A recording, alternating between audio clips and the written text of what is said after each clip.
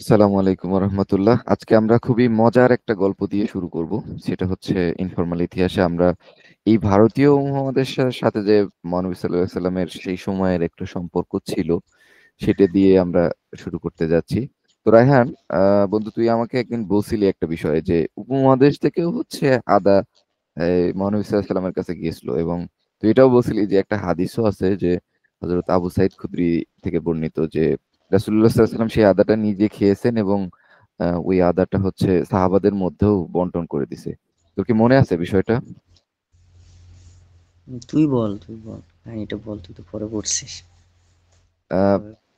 মানে বিষয়টা হচ্ছে এইখানে হলো এই মানে আদার আচার যেটা আমরা ওই কলসে দেখতে পাচ্ছি, আদার আচার তখনও হইতো।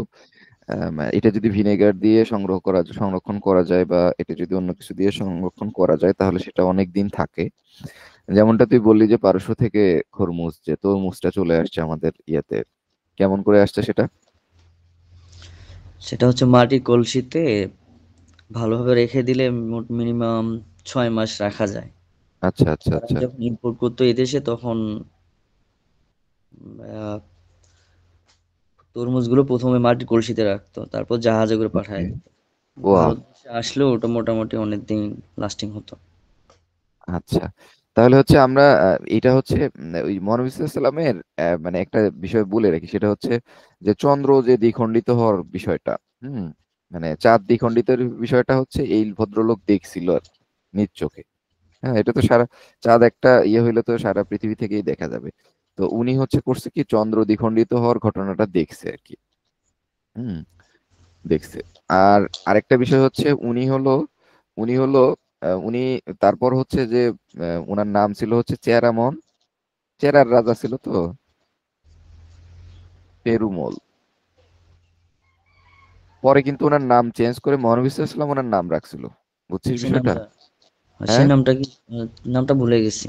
ওর আহ, নামটা ছিল হচ্ছে তোর হলো তাজউদ্দিন, তাজউদ্দিন আল হিন্দ, তুই বলছিলি আল হিন্দ রহিমাহুল্লাহ, বুঝছিস? আর আর এটা হচ্ছে তোর মানে উনি হলো 17 দিন ছিল আর কি। কোথায়? মক্কাতে?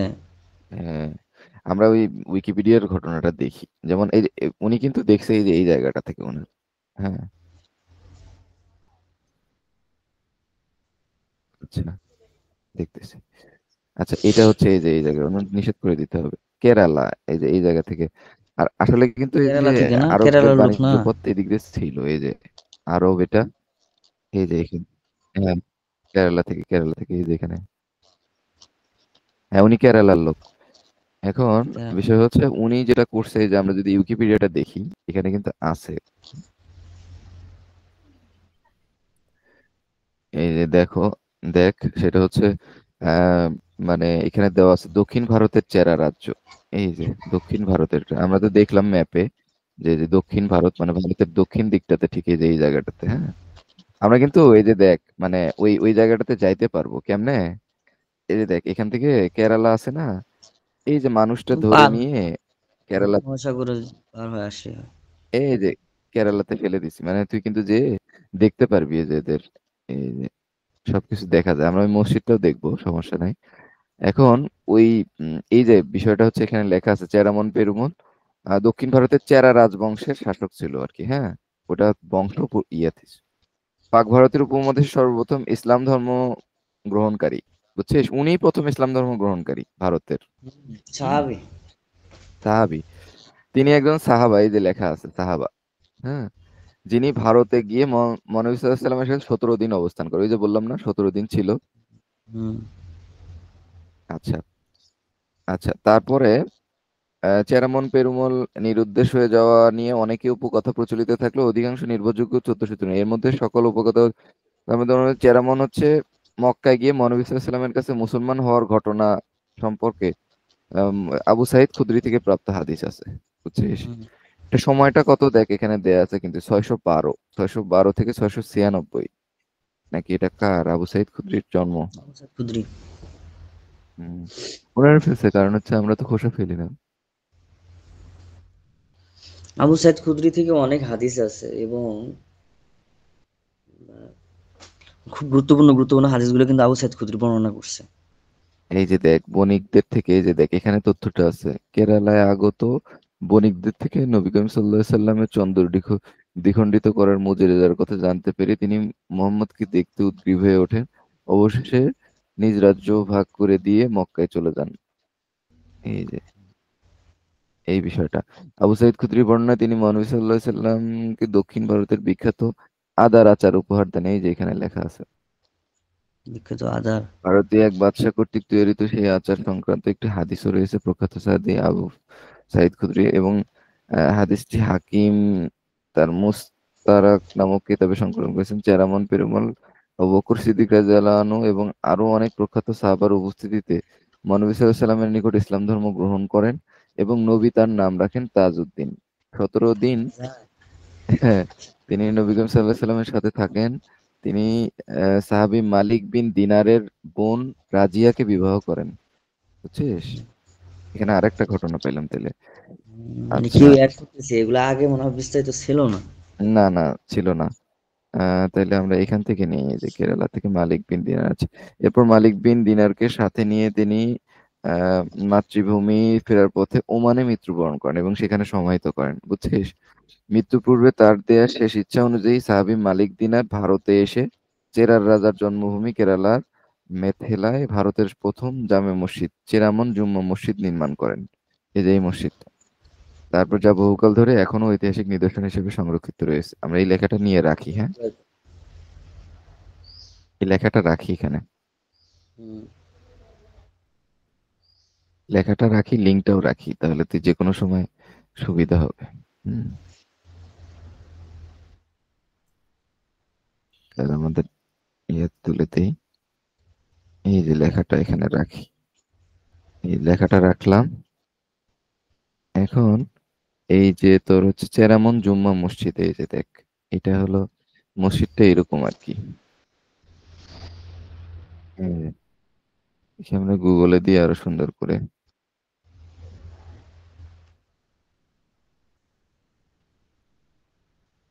এই যে কেরালা, এটা সুন্দর, মসজিদটা সুন্দর। হুম, এই যে ছবির মসজিদটা দেখতে পাচ্ছিস, বরাবর। এই যে এই সেই মসজিদ। ওই অরিজিনাল মসজিদ এটা না পরে ইয়ে করছে? এটা পরে ইয়ে করছে, মডিফাই করছে। আগের প্রাচীনটা এরকম ইয়ে ছিল আর কি। এই মানে পাইছে তো ধ্বংসাবশেষ, এই যে এরকম পাইছে, পাওয়ার পরে এটা হচ্ছে বর্তমান। এই যে আগের দেখলেই বোঝা যাচ্ছে যে এগুলো আগের ইয়ে ছিল। আগে তো মসজিদে জুল্লা সাউন্ড আরো কত কিছু থাকতো না, ওই অনুযায়ী বানাইতো। মানে উনি আর শেষ পর্যন্ত আসতে পারেনি আর কি, উনি মারা গেছে। হুম, হুম। ওমানে মারা গেছে না? মানে মারা গেছে। আমরা এই লিঙ্কটা রেখে দিই, তাহলে আমাদের পরে অ্যাড করছে, তুই যে বললি না, তারপরে আমরা যখন উইকিপিডিয়াতে দেখছি, হুম। তার ওইখানে পরে অ্যাড করছে। মেইন লিঙ্ক লিখে রাখি না, তাহলে অনেক সুন্দর একটা তথ্য পাইলাম আমরা আজকে না। হুম। তো এটা খুবই আহ, মজার একটা ব্যাপার যে ভারতীয় মহাদেশের সাথে মহানবী সাল্লাল্লাহু আলাইহি ওয়াসাল্লামের সম্পর্কের এই বিষয়টা। এখন আমরা মূল বিষয়ে যাব আজকে। আমরা জানি যে বিশ্বনবী হযরত মুহাম্মদ রাসূলুল্লাহ সাল্লাল্লাহু আলাইহি ওয়াসাল্লামের জীবনী এবং তাকে একাডেমিক পার্টে আমরা কিভাবে নিয়ে আসতে পারি সেটা নিয়ে আমরা আলোচনা করবো আর কি। শুরু করা হ্যাঁ। আজকে তুই লেকচার দে। না না, লেকচারের কিছু নাই। তুই দে। এখানে হলো গুরু তুই, আমি শিষ্য।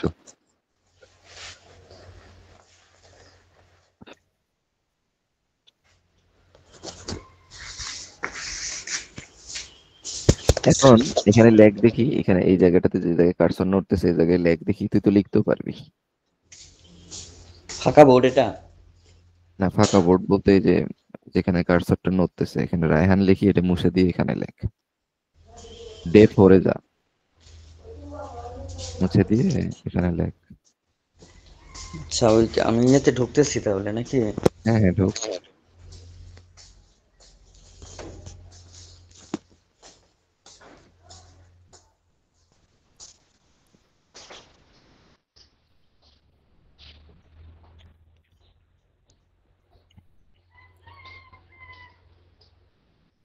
মোরগ তোর ওখানে ভালোই, মোরগ ধরে খাওয়া লাগবে। বাইরে আসলাম, রোদে আসলাম একটু। কাজে আমাদের তো মুরগি টুরগি থাকার কথা না। আর যারই হোক ধরে জবাই করে খেয়ে আসতে হবে। গনিমতের এক ফ্রেন্ড আমার হাঁস খাইতে চাইছে, ওরা আজকে আসতে বলছিলাম, কই কোন জায়গায়? বাড়ি কই আর? ওবারে। হাঁস তো শীতের মধ্যে মজা। হুম। অনলাইনে রেডি টু কুক হাঁস বিক্রি হচ্ছে, বুঝছিস? তুই খালি জাস্ট রান্না করে খাবি আর কি। কত ইজি হয়ে গেছে দুনিয়া। আচ্ছা আমি কেন আর পাইতেছি না ইয়েটা। সব তুই স্ক্রিন শেয়ার করে আমি তোকে শেখাই দিই। স্ক্রিন শেয়ার কর। দিচ্ছি। প্রথম প্রথম পাবি না, এটাই স্বাভাবিক। আস্তে আস্তে ইজি হয়ে যাবে। ফোন বের করলাম না। ডকে যা। হুম, এটা আগে ওই টিক মার্কটাতে ক্লিক কর। উপরে, একদম উপরে, হ্যাঁ। এখন দেখ ওই যে নিচে আয় 101 লেখা আছে, ওটাতে ক্লিক কর। না না না না, ওই নিচে না। হ্যাঁ, এখন নিচে আয়। স্ক্রল না করে নিচে আয়। একবার যে করলি। ও, না না না, নিচের দিকে না, ওই নিচে না। নিচের দিকে চোখ রাখ। রেখে ওই যে 101 হিস্ট্রি অফ দ্য মুসলিম, ওটাতে ক্লিক কর। না, আগেই কলমে ক্লিক করছিস কেন? হুম, ক্যান্সেল কর। আমি যেটা বলি সেই ডিরেকশন ফলো কর, উপরের দিকে যা। স্ক্রিনে একটা হাত রাখ। হুম, স্ক্রিনে হাত রাখ। ওই ফাংশনটা গেল কই তোর? আগে যেটাতে ক্লিক করছিলি, আবার নতুন করে ঢুক। এই যে আসছে আসছে। আচ্ছা আচ্ছা আচ্ছা। তুই কলমের নিচের অংশে ক্লিক কর, হ্যাঁ হ্যাঁ। ডে 4-এ ক্লিক কর, আজকে 4 নম্বর ডে। ছিল না তো, এই কারণে আজকে ওকে। এবার কেটে দে। এবার কলমে যা।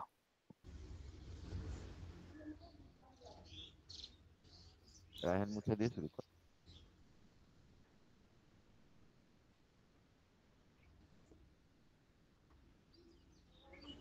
সুন্দর না জিনিসটা?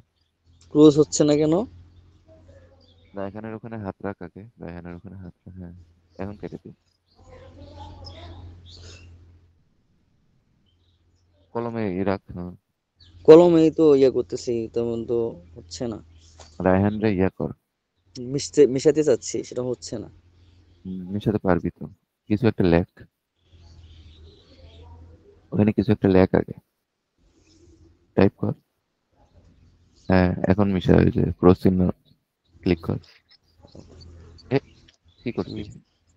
সব মিশাই দিছিস, ছবি সহ। ছবি তো মিশাই দিছিস। দাঁড়া, আমি- দাঁড়া দাঁড়া দাঁড়া। ওরে ফিরে নিয়ে আসি আগে।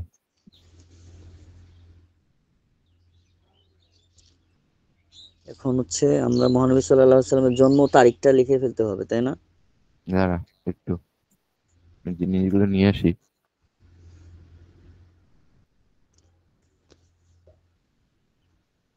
আচ্ছা, মিশাই ফেলছিস যখন আর কি করে?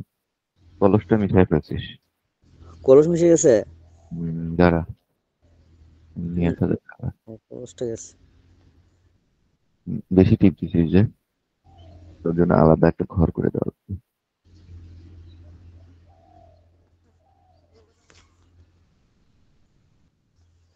কলস নিয়ে খাওয়া দাওয়া আসতেছিস। রান্না বান্নাটা কি করতেছে ভাই? তোকে কি হচ্ছে, এটার মধ্যে লেখ রায়হান থেকে।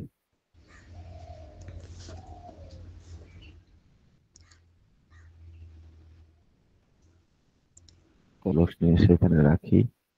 কলসটা সেভ করা আছে মনে হয়।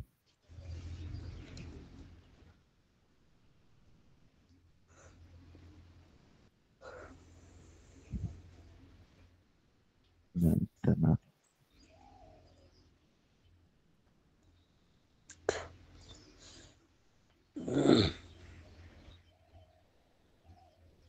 তুলসী মুছে দিলেও করলো কি?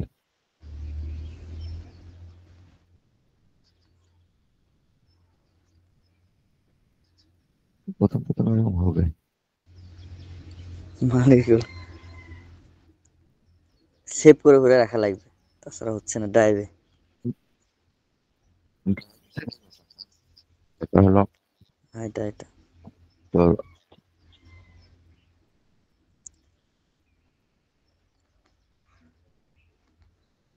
না মিশালে তুই এখন জানিস যে মেশানো যাবে না। কতটুকু মিশাতে হয় সেভ করে বুঝবি। রাখতে হবে। এটাতে সেভ করা যাবে কিন্তু অটোমেটিক সেভ আসছে। তুই এই জায়গায় লেখ সেভেন,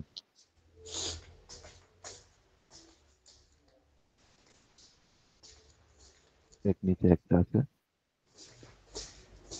ডকে যা, কি লিখবো? যেটা যেটা লিখবি বলবি। শুরু কর।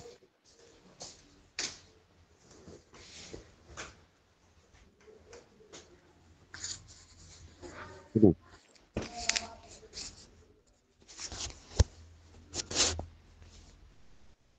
ডকে যা।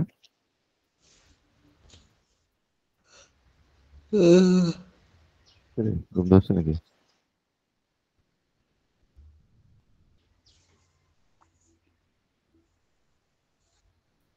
স্ক্রিন শেয়ার হয়েছে না? হুম হুম, দেখতেছি আমি। দেখা যাচ্ছে? হুম, এই উপরে টিক চিহ্নতে ক্লিক কর আগে। আমি শেয়ার দিয়ে তোর দেখাই। দেখতেছি, শেয়ারই তো আছে। দেখতেছি তো বললাম। নাহলে কেমনে দেখ, আচ্ছা, এটা করো দেখো।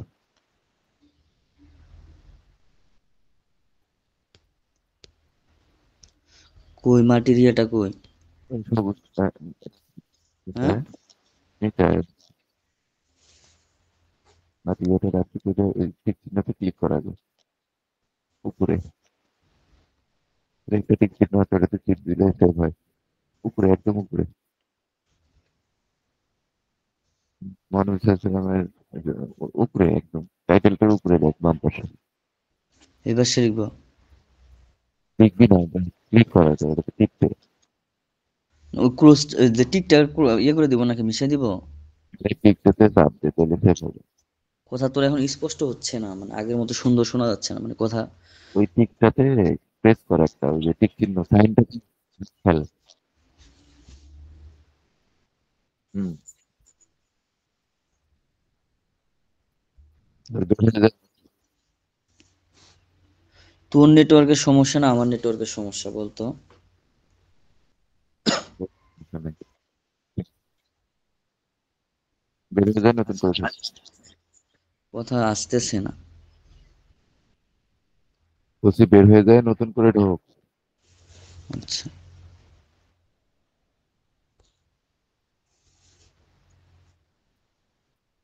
দেখ এবার কলেজ থেকে আসে কিনা। লিঙ্কটাতে ঢুকবো? ডক্সের লিঙ্কটাতে ঢুকবো? গুগল ডকে ঢোক না, লিঙ্কে না, ডকে ঢোক।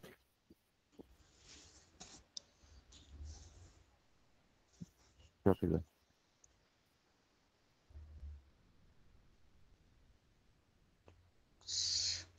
ওই যে ক্লিক বাজের পাশে, হ্যাঁ ক্লিক। এটাতেই তো না? এই তো আচ্ছা, কলেজ প্রথম কথা আচ্ছা কি। তুই লেখ তো। সময় তো একদম 2 ঘন্টা 1 ঘন্টা পার হয়ে গেছে। ওকে শুরু কর, আমি লিখতেছি। তুই স্ক্রিনে যাচ্ছি।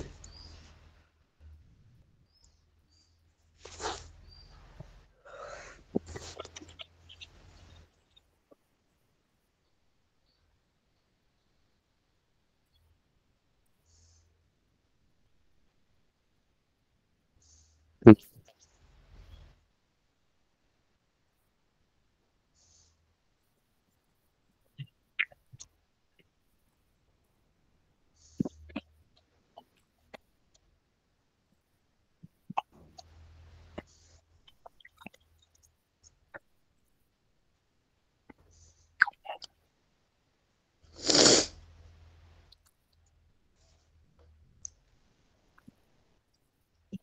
হুম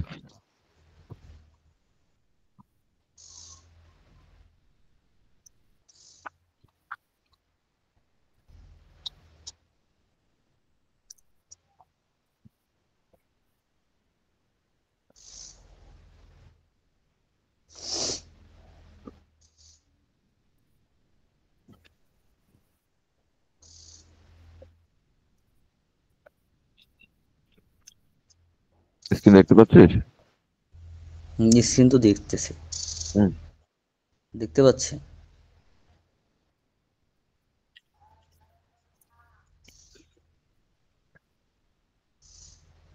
শুরু দেখতে পাচ্ছি। শুরু শুরু তো আমাদের এখানে হ্যাঁ, মনে কর কি কি জিনিস আসবে। কুরাইশ বংশ আসবে, হিলফুল ফুজুল আসবে, হাজরে আসওয়াদ, নবুয়াত, মেরাজ, এবার হিজরত। শিরোনাম, শিরোনাম দিয়ে তো প্রথমে হচ্ছে মানুষের জন্ম ও বংশ পরিচয় নিয়ে একটা হচ্ছে শিরোনাম দিতে হবে। দাঁড়া দিচ্ছি। মহানবীর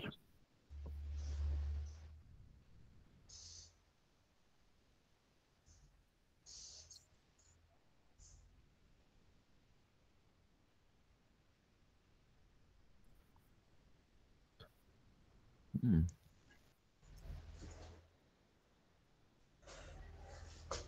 শুরু। মহানবী সাল্লাল্লাহু আলাইহি সাল্লাম মক্কার কুরাইশ বংশে 570 খ্রিস্টাব্দে 29শে আগস্ট জন্মগ্রহণ করেন। ওকে, এটা আর বলে যা, সমস্যা নেই, এগুলো সবকিছু নোট নেওয়া মৃত্যুবরণ লাগবে না। করেন হচ্ছে 632 খ্রিস্টাব্দে 8ই জুন মদিনায়। আচ্ছা, মহানবী তাহলে সাল্লাল্লাহু আলাইহি সাল্লামের যে কুরাইশ বংশ ছিল, এই হুম, কুরাইশ বংশ মূলত হচ্ছে হযরত ইব্রাহিম আলাইহিস সালামের ছেলে ইসমাইল আলাইহিস সালামের যে বংশ ছিল তারই একটা শাখা। আচ্ছা, অর্থাৎ ইসমাইল আলাইহিস সালামের বংশধররাই হচ্ছে কুরাইশ নামে পরিচিত। ঠিক ওকে, আছে? হুম, ইসমাইল আলাইহিস সালামের ইব্রাহিম আলাইহিস সালামের ছেলে ইসমাইল, ইসমাইলের ছেলে হচ্ছে আদনান। ঠিক আছে? হুম। মহানবী সাল্লাল্লাহু আলাইহি সাল্লামের বংশ কিন্তু আদনানীয় বংশও বলা হয়। ঠিক আছে? এটা কোন কোন জায়গা থেকে তুই পড়তেছিস, নোট কোট করতেছিস কোন জায়গা থেকে? এগুলো সব এই বই আছে, সব বই আছে। কোন বই শ্রী মানে তোর হাতের রেফারেন্স বই কোনটা এখন? এখন আমার কাছে আছে হচ্ছে ধর রাহিকুল মাখতুম, হুম। মহানবী সাল্লাল্লাহু আলাইহি ইয়া সিদ্দিক স্যারের ইন্টারের বই, ওকে। হাসান আলীর ইন্টারের বই আছে, অনার্সের বইটা আছে। আচ্ছা আর গালিবের বই থেকে, এই 4টা বই থেকে রেফারেন্স আমরা দিব আপাতত, তারপরে আচ্ছা, বাড়াবো। আমার কাছেও হচ্ছে সিদ্দিক স্যারের ওই যে ওই মানে ওই বইটাই আছে। আচ্ছা, শুরু করা যাক, সমস্যা নেই।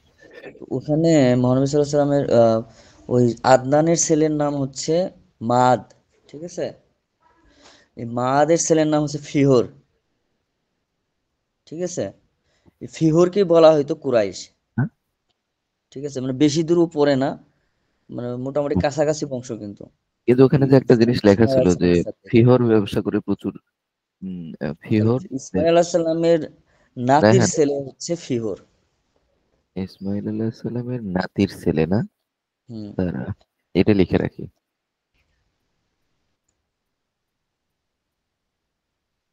নাতির ছেলে ফিহর। আর ফিহরটাই কি কুরাইশ? ফিহরি কুরাইশ। কারণ হচ্ছে সে কুরাইশ মানে হচ্ছে ব্যবসায়ী। হুম, এখন এ ব্যবসা বাণিজ্য করে অনেক ধন সম্পদের মালিক হয়, এই কারণে তাকে বলা হচ্ছে কুরাইশ বা ব্যবসায়ী সওদাগর। হ্যাঁ, হুম, হুম, হুম। এখান থেকে মহানবী সাল্লাল্লাহু আলাইহি ওয়াসাল্লামের বংশটা কুরাইশ বংশ নামে পরিচিত। ও, এটা খুব সুন্দর করে বইয়ে দেওয়া আছে সবটা।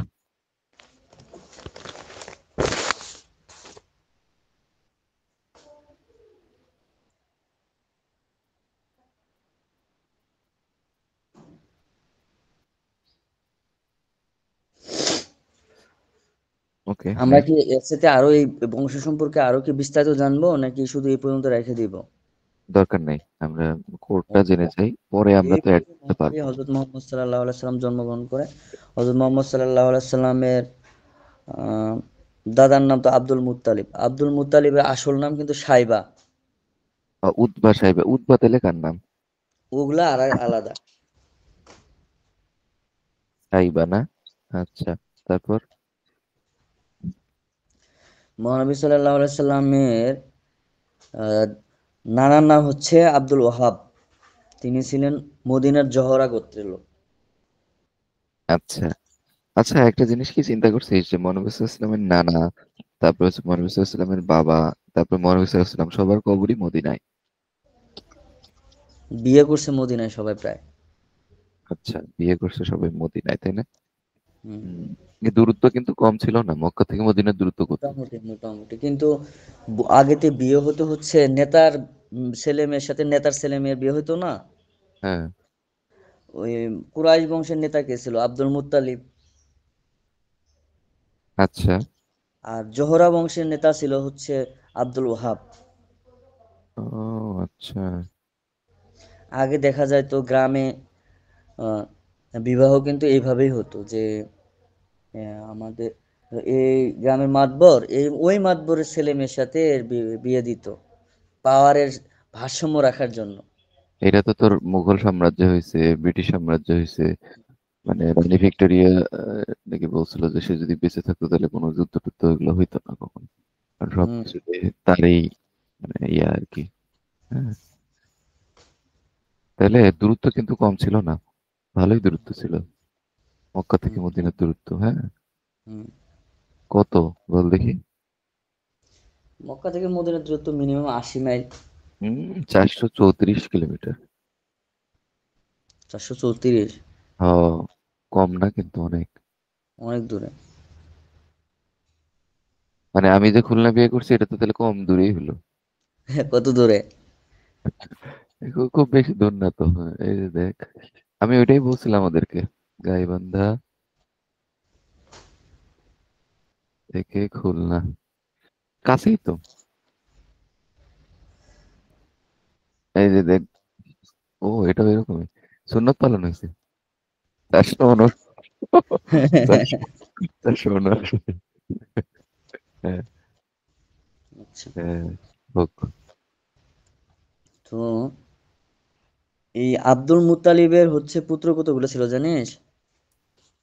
আব্দুল মুত্তালিবের পুত্র তো অনেকগুলো ছিল। 12টা 12টা। এই, বারো না, বারো মুত্তালিবের পুত্র তো 6 পুত্র ছিল। কন্যা। এটা তো তোর শামসের পুত্র দেখাইছে এখানে, তারপরে হাসিমের পুত্র দেখাইছে। ও আচ্ছা আচ্ছা, হ্যাঁ হ্যাঁ। Abdul Abdul Muttalib. মুত্তালিবের ছিল হচ্ছে 12 পুত্র আর 6 কন্যা। আব্দুল মুত্তালিবের আবার চাচা ছিল শুধু মুত্তালিব, তাই না? হ্যাঁ। সাইবা কার নাম আব্দুল মুত্তালিবের? মুত্তালিবের ছেলেই ছিল হচ্ছে আব্দুল মুত্তালিব, ওর নাম সাইবা। ও ভাবছিল যে যখন হচ্ছে আব্দুল মুত্তালিব নিয়ে আসে ও কোথায় যেন ছিল বুঝছিস। হুম হুম হুম। ওই হাসিম আছে না, হাসিম মোহাম্মদ সাল্লাহ হুম সাল্লামের উম, পূর্বপুরুষ। হাসিম হুম হুম কাছাকাছি পূর্ব হাসিম হাসিমের ছেলে ছিল মুত্তালিব বুঝছিস। হুম। ছেলে না, ভাই। হাসিমের ভাই ছিল মুত্তালিব। বুঝতে একটু দ্বারা পারতেছিস? আমি এই বংশানুক্রমিকটা আমি স্ক্রিনে নিয়ে আসি, তাহলে সুবিধা নিয়ে হবে। আয়, নিয়ে আয়, নিয়ে আয়। তাহলে একদম ক্লিয়ার কাট হয়ে যাবে আর কি।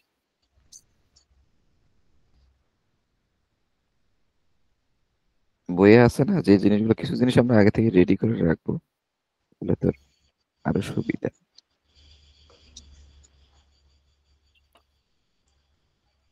আর জায়গা তোর মেসেঞ্জারে দেই, হোয়াটসঅ্যাপে কি যেন হয়েছে ঝামেলা।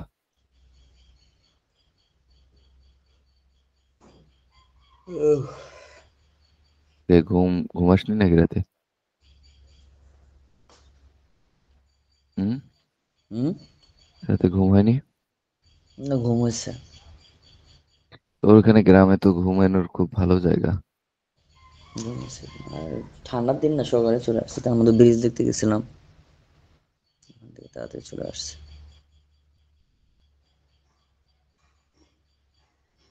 কোনটা নেবো ছবি দেখতো, যেটা দিছি? যে কোনো একটা দিলেই তো হবে, এটা তো সবগুলোই এক। না, ক্লিয়ার হয়েছে যেটা আর কি, এই যে এটা নেই, হ্যাঁ।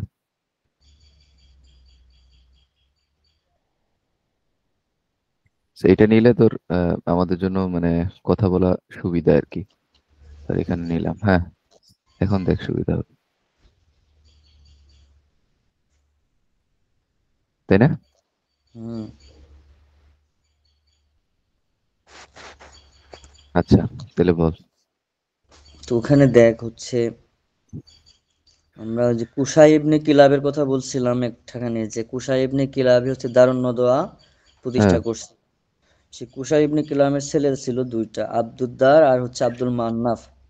হ্যাঁ, কোনগুলো আব্দুদ্দার সে? ইতিহাসে নাই, আব্দুল মান্নাফ আছে না?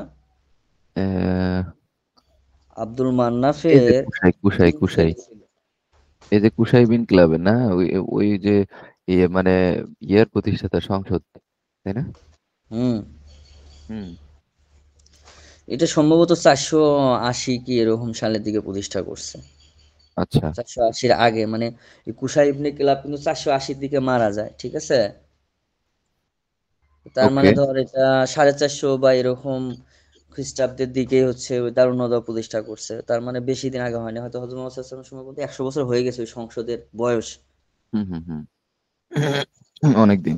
এই আব্দুদ্দার, আব্দুল মান্নাফ, এখন আব্দুল মান্নাফের তিন ছেলে, আব্দুল শামস, মুত্তালিব আর হাসিম। এই যে মান্নাফের, এই যে তোর মান্নাফের ছেলের কথা বলতেছিস তাই না? হুম। এই যে মুত্তালিব, শামস, আর হলো হাসিম। হুম। হুম।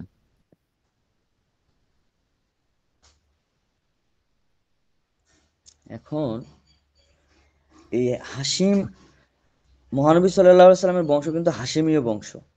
হ্যাঁ, এই যে দেখা যাচ্ছে হাসিম থেকে আব্দুল মুত্তালিব, আব্দুল মুত্তালিব থেকে এখন তার এই যে মুত্তালিবের, এটা ইতিহাসে নাই, আব্দুল শামসের বংশধর কিন্তু উমাইয়া বংশ। শামস না, এই যে এই অংশটা, এই বুঝতে সিলসিলা। পেরেছো? মানে এখান থেকে হাসিমীয় থেকে একটা বংশ চলে আসবে, ওখানে আব্দুল শামস থেকে একটা বংশ বংশ চলে আসবে। আব্দুল যে শামসের ছেলে উমাইয়া। হচ্ছে উমাইয়া, হাসিমের ছেলে হচ্ছে আব্দুল মুত্তালিব। হুম, এখানে আসলে মানে বংশীয় ইয়াটা বিভাজনটা চলে আসছে তাই না, চাচার হুম। ইয়া থেকে। তা আমরা উমাইয়া বংশ ওদের বিস্তারিত হিস্ট্রি জানবো। আর এখানে হাসিমের পরে হচ্ছে আব্দুল মুত্তালিব। আব্দুল মুত্তালিবের ছেলে ছিল বললাম কই 12 জন, তার মধ্যে 10 জনের নাম এরা লিখতে পারছে। এখানে কয়জনের আছে? এখানে 6 জনের নাম আছে। যাই হোক, ওর নামগুলো হচ্ছে, একজনের নাম হচ্ছে হারিস, হুম। হারিস। একজনের নাম আবু লাহাব, আবু লাহাব। তালিব, তালিব। আব্বাস, হুম। হামজা, আব্বাস। হামজা। জুবায়ের। জুবাইরকে নিয়ে কিন্তু মহানবী সাল্লাল্লাহু আলাইহি ওয়াসাল্লাম যে ইয়ে প্রতিষ্ঠা করছিল হিলফুল ফুজুল। তারপর হচ্ছে আব্দুল্লাহ, দাঁড়া আমি পূর্বতন এগুলো লিখে রাখি। আব্দুল উতবা, দাঁড়া। জুবাইর। জুবাইর। আব্দুল্লাহ, আরেকটা কি নাম? আব্দুল্লাহ, জুবাইরের পর আব্দুল্লাহ, আব্দুল্লাহ আছে এখানে। হামজা, হামজা, হামজাও আছে। জুবাইর, জুবাইর লিখলাম। আব্দুল্লাহ। আব্দুল্লাহ ছিল না? হ্যাঁ, আচ্ছা। তারপর আব্দুল উতবা। আব্দুল্লাহ না, দাঁড়া। আব্দুল্লাহর পর আব্দুল উতবা। কিবোর্ডে আব্দুল্লাহ।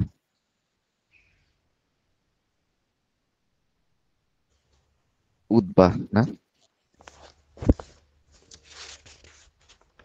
এ তুই ইয়া, আব্দুল মুত্তালিবের নাম হচ্ছে সাইবা, তুই কোথায় সাইবা লিখছিস? ও, তাইলে এটা ভুল হয়েছে না? আব্দুল মুত্তালিবের নাম সাইবা তাহলে। Abdul Muttalib is equal two Saiba না?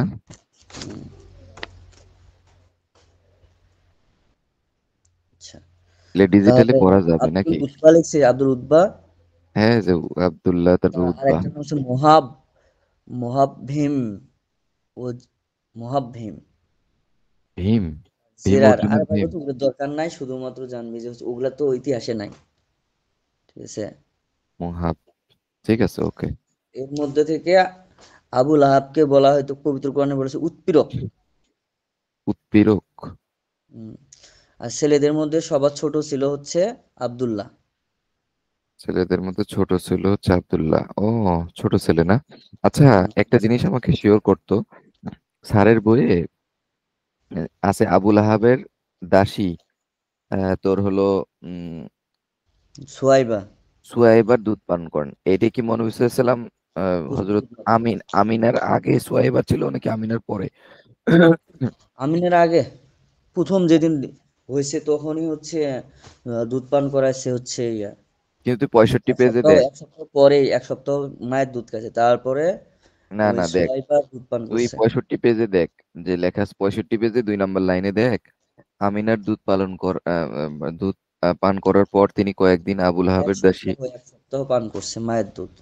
তারপরে সে ওই হালিমার কাছে পাঠানোর আগ পর্যন্ত ছিল সোয়াইবার দুধ পান করছে। ও আচ্ছা, তার মানে আবুল প্রথম মানে দুধমাতা আবুল সুয়াইবাই। আহাব আবুল আহাব হচ্ছে মহানবী সাল্লাল্লাহু আলাইহি ওয়াসাল্লামের জন্মের পর তার দাসীদেরও মুক্তি করে মানে মুক্ত করে দিছিল, বুঝছিস? ও আচ্ছা, মানে ইয়ের জন্য মানে ভাসতে হয়েছে এই ইয়াতে খুশিতে। এই আনন্দে আচ্ছা আচ্ছা। বুঝতেছিস? কিন্তু দেখ যে পরিস্থিতি কোথায় নিয়ে গেছে। হুম হুম হুম, দিনের কাছে কম্প্রোমাইজ করেনি আর কি। মানে বংশের যে গৌরব, বংশের যে বিশ্বাস সহজে কেউ ত্যাগ করতে পারবে না, কুলজি। তাই না? হুম হুম হুম। ওকে। আচ্ছা, তো মহানবী সাল্লাল্লাহু আলাইহি সাল্লামের বিয়ে হলো, মহানবী সাল্লাল্লাহু আলাইহি ওয়াসাল্লাম মা বাবা মার নাম বিবাহ হলো, তো কিন্তু বিয়ের অল্প দিন পরে হুম 3 দিনের মতো মনে হয় ছিল বিয়ের ওই পর্যন্ত, তারপর সিরিয়াতে আব্দুল্লাহ হচ্ছে ব্যবসা করার জন্য যায়। ঠিক আছে, ওকে। যখন ওইখানে মারা যায় তখন তার বয়স ছিল 25 বছর। কার বয়স? আব্দুল্লাহর বয়স? তখন মহানবী সাল্লাল্লাহু আলাইহি ওয়াসাল্লাম মায়ের পেটে বয়স ছিল মহানবী সাল্লাল্লাহু আলাইহি ওয়াসাল্লাম 6 মাস। তো আচ্ছা। মহানবী সাল্লাল্লাহু আলাইহি ওয়াসাল্লাম জন্মের আগেই তার বাবা মারা যায়। ওকে। কি প্যাথেটিক। নবী সাল্লাল্লাহু আলাইহি সাল্লামের নাম রাখে, মোহাম্মদ নামটা রাখছে হচ্ছে আব্দুল মুত্তালিব। এটা কি আল্লাহ নিজে রেখে দিছে না? নামটা রাখছে আব্দুল মুত্তালিব। তাই? আচ্ছা, সুন্দর আর জিনিস। আহমদ নামটা রাখছে হচ্ছে আহ, আমিনা। নাম রাখেন। ঠিক আছে। আহমদ রাখছে হচ্ছে আমিনা না? হুম, আচ্ছা ওকে। ডান। আচ্ছা। মহানবী সাল্লাল্লাহু আলাইহি সাল্লাম যখন হচ্ছে জন্মগ্রহণ করে তখন কিন্তু আব্রাহা হচ্ছে 570 খ্রিস্টাব্দে মক্কা আক্রমণ করছিল। ওই ইয়া থেকে, ইয়েমেন থেকে। Yemen Abyssinia. হুম, ইয়েমেন থেকে। আবিসিনিয়া, ঠিক আছে। ইয়েমেন কি আবিসিনিয়া? আবিসিনিয়া তো এগুলো হচ্ছে তোর আগে ইয়ে, এতই ছিল ভাই, ইজিপ্ট। ইথিওপিয়া টিথিওপিয়া ওটা ওই সব ইয়েমেনের আন্ডারে ছিল। 570-এ ওই ও হাতি বাহিনী দিয়ে ও অ্যাটাক হুম, করছিল আর কি। হুম। হুম, এটা ওকে। একটা তথ্য গেল, তাই তো? হ্যাঁ মানে জায়গাটা হচ্ছে যে এইটাই, মানে এগুলো সব একই ছিল এগুলো, এই যে, তাই না? এই যে ইয়েমেন এখানে ছিল, আর মক্কা তো এখানে ছিল মনে হয় যে। তাহলে আমরা এটা ধরলাম যে মহানবী সাল্লাল্লাহু আলাইহি সাল্লামের জন্মের পর 1 সপ্তাহ মায়ের দুধ পান করে আর 1 সপ্তাহ সোয়াইবার দুধ পান করে। সোয়াইবা ছিল কি আবুল আহাবের দাসী। তো দুই দেশি। সপ্তাহ পরে মহানবী সাল্লাল্লাহু আলাইহি সাল্লামকে ওই আরবের একটা প্রথা ছিল যে তোর মানে 2 সপ্তাহের মধ্যে অন্য কারো হচ্ছে বংশে লালন পালনের দায়িত্ব দিতে হইতো। মানে এটা কি হওয়ার পরে সব মহানবী সাল্লাল্লাহু আলাইহি সন্তানদেরকে সেম সাল্লামকে করা যখন হয়তো? মহানবী সাল্লাল্লাহু আলাইহি সাল্লাম তো ছিল উচ্চ বংশের, তো অনেকে হ্যালো, নিতে চাইছিল, হ্যাঁ। হ্যালো, হ্যালো, শুনতেছিস? এটা কি মানে সব সন্তানের জন্য এই কাজ করা হয়তো? সবাই কাস্টমই এটা ছিল নাকি? প্রথাই এটা ছিল। মানে প্রথাই এটা ছিল, আচ্ছা ওকে। হুম হুম। তো তো লাস্ট পর্যন্ত হচ্ছে এই হালিমার স্বামীর নাম হচ্ছে আবু খাবসা। আচ্ছা, সে আবু তারা খাব। কিন্তু তায়েফের লোক। কোথাকার লোক জানিস? তায়েফের লোক। তাইফে না? তায়েফের বনু সাদ গোত্রের। ওকে। তো 5 বছর মহানবী সাল্লাল্লাহু আলাইহি সাল্লাম ওইখানে ছিল। হুম তো সেখানে একটা ঘটনা ঘটে, অলৌকিক ঘটনা ঘটে। ওই যে দুইজন ফেরেশতা এসে মহানবী সাল্লাল্লাহু আলাইহি সাল্লামের বক্ষ বিদীর্ণ করে তার আত্মাকে শুদ্ধিকরণ করে। ঠিক আছে। ওকে। আর মহানবী সাল্লাল্লাহু আলাইহি সাল্লাম ওইখানে বনু সাদ গোত্র তায়েফে ওরা ছিল কিন্তু বিশুদ্ধ আরবি আরবি ভাষী। কারা? তো ওই 5 বছর থাকার কারণে মহানবী সাল্লাল্লাহু আলাইহি সাল্লাম বিশুদ্ধ আরবি ভাষাটা ওইখানেই শিখে। আচ্ছা। তো মহানবী সাল্লাল্লাহু আলাইহি সাল্লামের বয়স যখন 6, হুম তখন মহানবী সাল্লাল্লাহু আলাইহি সাল্লামকে তার মায়ের আন্ডারে নিয়ে আসা হয়। তো হুম, ছয় মহানবী বছর সাল্লাল্লাহু আলাইহি বয়সে সাল্লাম তার মানে মনে হচ্ছে আমিনের মদিনায় কাছে যায় আসে। আর ওই আব্দুল্লাহর কবর কিন্তু ছিল মদিনাতে। 6 বছরে মহানবী 6 বছর যখন 5 বছর ওখানে থাকে, যখন 6 বছরের পরে তখন ওই আমিনার তত্ত্বাবধানে নিয়ে আসা হয়। মানে আমিনা কি মদিনায় ছিল নাকি? না, মক্কায় ছিল, কিন্তু তখন আমিনার কাছে পাঠানো হয় ছেলেকে, যে 5 বছর পর্যন্ত থাকার একটা নিয়ম ছিল, 5 বছর অন্যজনের কাছে লালিত পালিত হবে। ঠিক আচ্ছা আছে। তো আচ্ছা। তার 5 বছর শেষ হওয়ার পর মহানবী সাল্লাল্লাহু আলাইহি সাল্লামকে আমিনার কাছে নিয়ে আসা হয়। হুম হুম হুম। তখন তার যে স্বামী ছিল না, আব্দুল্লাহ, তার লাশ কবর ছিল হচ্ছে মদিনাতে। ও সিরিয়া ব্যবসা করতে গেছিল, ওখান থেকে আসার সময় মারা গেছে। হুম, সেটা তো আমরা জানি যে মানে, কিন্তু সিরিয়া ব্যবসা করতে গেছে, লাশ মদিনায় থাকলো কেমনে? আমি ব্যবসা করে আসার সময় মারা গেছে মদিনাতে, বা সিরিয়াতে মারা পাঠায় দিচ্ছে, যে কোনো একটা আচ্ছা। ওখানে। তো কবর জিয়ারত করার জন্য যায় মানুষ সাথে নিয়ে, কিন্তু সেখানে জ্বর হয়, জ্বর হওয়ার কারণে একটা আবওয়া নামক একটা স্থান আছে, ওইখানে মারা যায়, মদিনার আবওয়া নামক স্থানে মারা যায়। মানে হযরত আমিনা মারা যায় আর কি। হুম। হুম। আমিনার মারা যাবার পর এর মহানবী সাল্লাল্লাহু আলাইহি ওয়াসাল্লামের দায়িত্ব নেয় হচ্ছে আব্দুল মুত্তালিব। দাদা। হুম।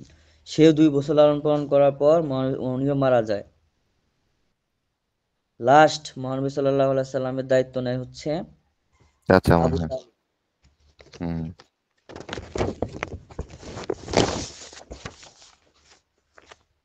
মহানবী সাল্লাল্লাহু আলাইহি সাল্লামকে নিজের ছেলের মতো লালন পালন করতেন আবু তালিব। আবু তালিবের ছেলেই কি হযরত আলী রাদিয়াল্লাহু আনহু নাকি? আর আবু তালিবের ছেলে জাফর বিন আবু তালিব এবং আলী রাদিয়াল্লাহু আনহু।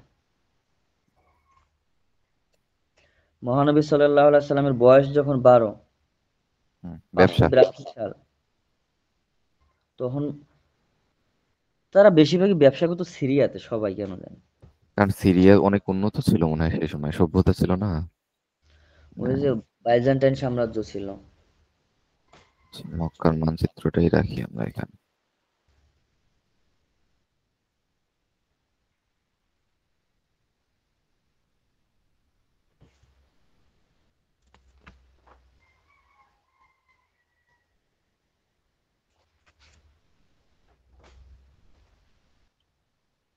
যে মক্কা থেকে সিরিয়া, মক্কা থেকে সিরিয়ার দূরত্ব তো ভালোই ছিল।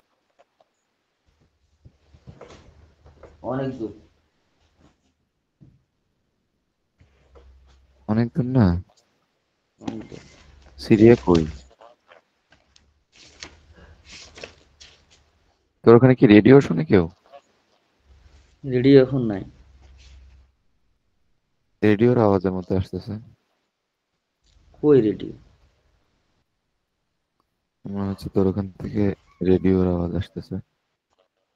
এই সিরিয়া অনেক দূর তো অনেক দূরে। বন্ধু। মানে কয়দিন লাগতো তাইলে?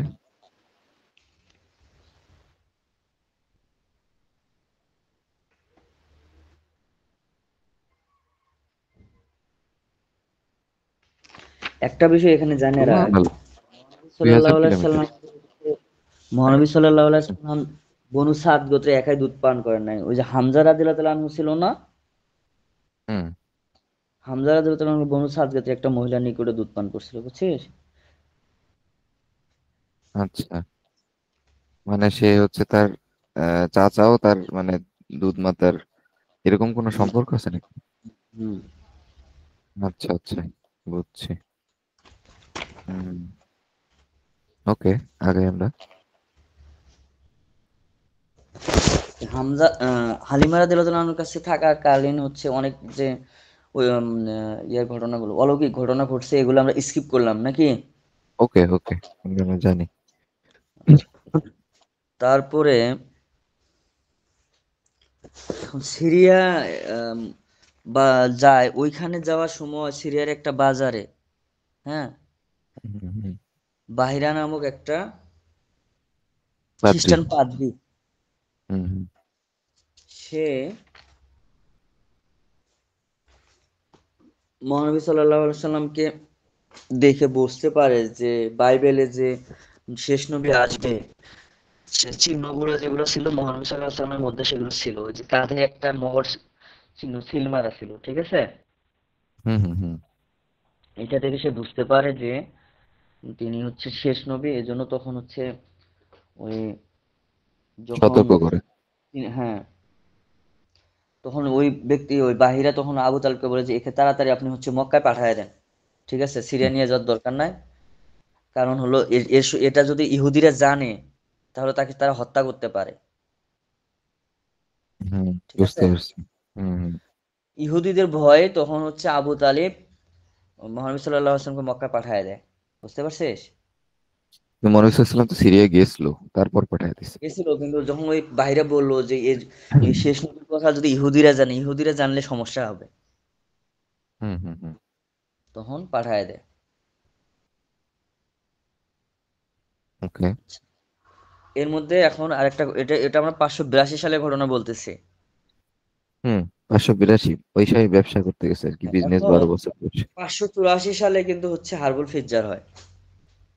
হ্যাঁ, এটা এই ঘটনাগুলো সিনক্রোনাইজ করে সুন্দর করে রাখতে হবে আর কি। 584 না? হার্বল ফিজ্জারটা ভালো করে জানতে হবে। হার্বল ফিজ্জার মূলত কি হয়েছিল যে ওই উকাজ মেলার যে ঘোড়ার দৌড় প্রতিযোগিতা আছে, কাব্য প্রতিযোগিতা আছে, এই কোনো একটা ঘটনা নিয়ে ঝামেলা সৃষ্টি হয়,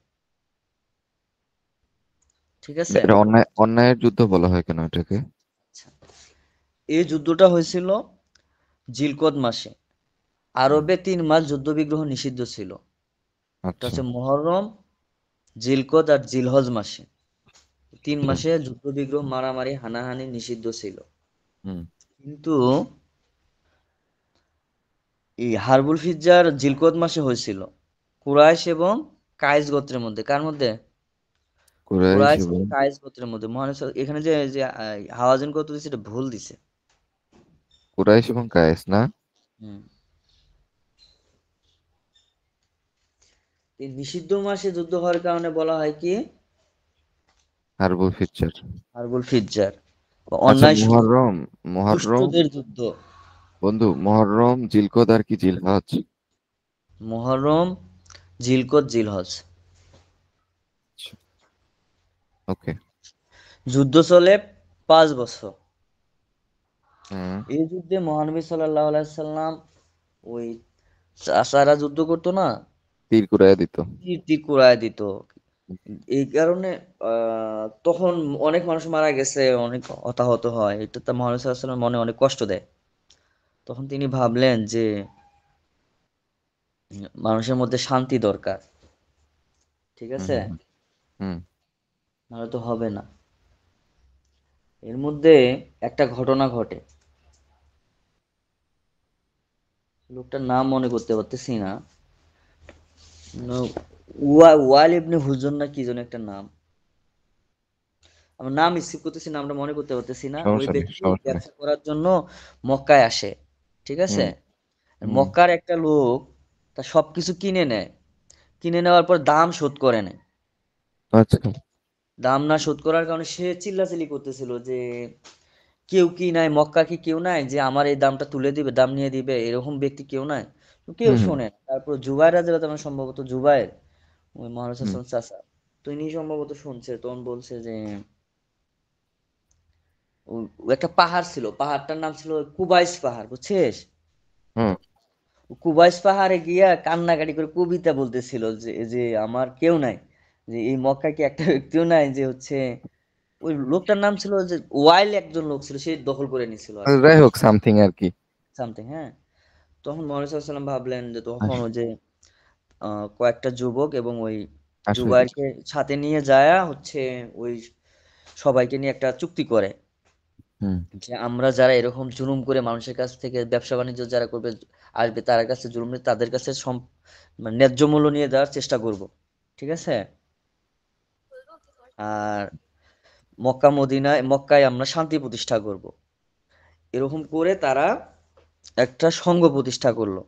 সেই বিলকুল। সংঘের নাম হচ্ছে হিলফুল ফুজুর। 590 বা 91 সালে এটা হয়। আচ্ছা, শোন, মূল কাহিনী কিন্তু এখন বুঝলাম। কারণ এখন তোর হেল্পফুল ফুজুলে মজা আসবে। কারণ আগে জানতাম যে হচ্ছে এই সংগঠন হয়েছে, কিন্তু আসলে ওই যে ওই লোকের টাকা পয়সা নিয়ে নিছে, ওই ছিনাই টাকা নিছে। পয়সার কারণে এই সংগঠনটা হয়। আর ওই যে তোর হজরত জুবাইর, মানে মনুস সাল্লামের চাচা জুবাইরের সাথে সম্পর্কটা ওই জায়গায়, খালি খালি খালি এক জায়গায় খালি নাম বসায় দিলেই তো হবে না, না আসলে কথাটা হবে কাহিনীটা। না, এখানে মজাটা থাকবে না। আচ্ছা, তো এখন এরা বলছে যে সদস্য কারো কারো নাম দিয়েছিল, ফজল, বন্ধু তুই ফারুক, আমাকে একটু আকাশ, মানে মোয়াজ্জেম। 1 মিনিট একটু বিরতি দে তো, 1 মিনিট, আচ্ছা। 1 মিনিট আমি বলতেছি।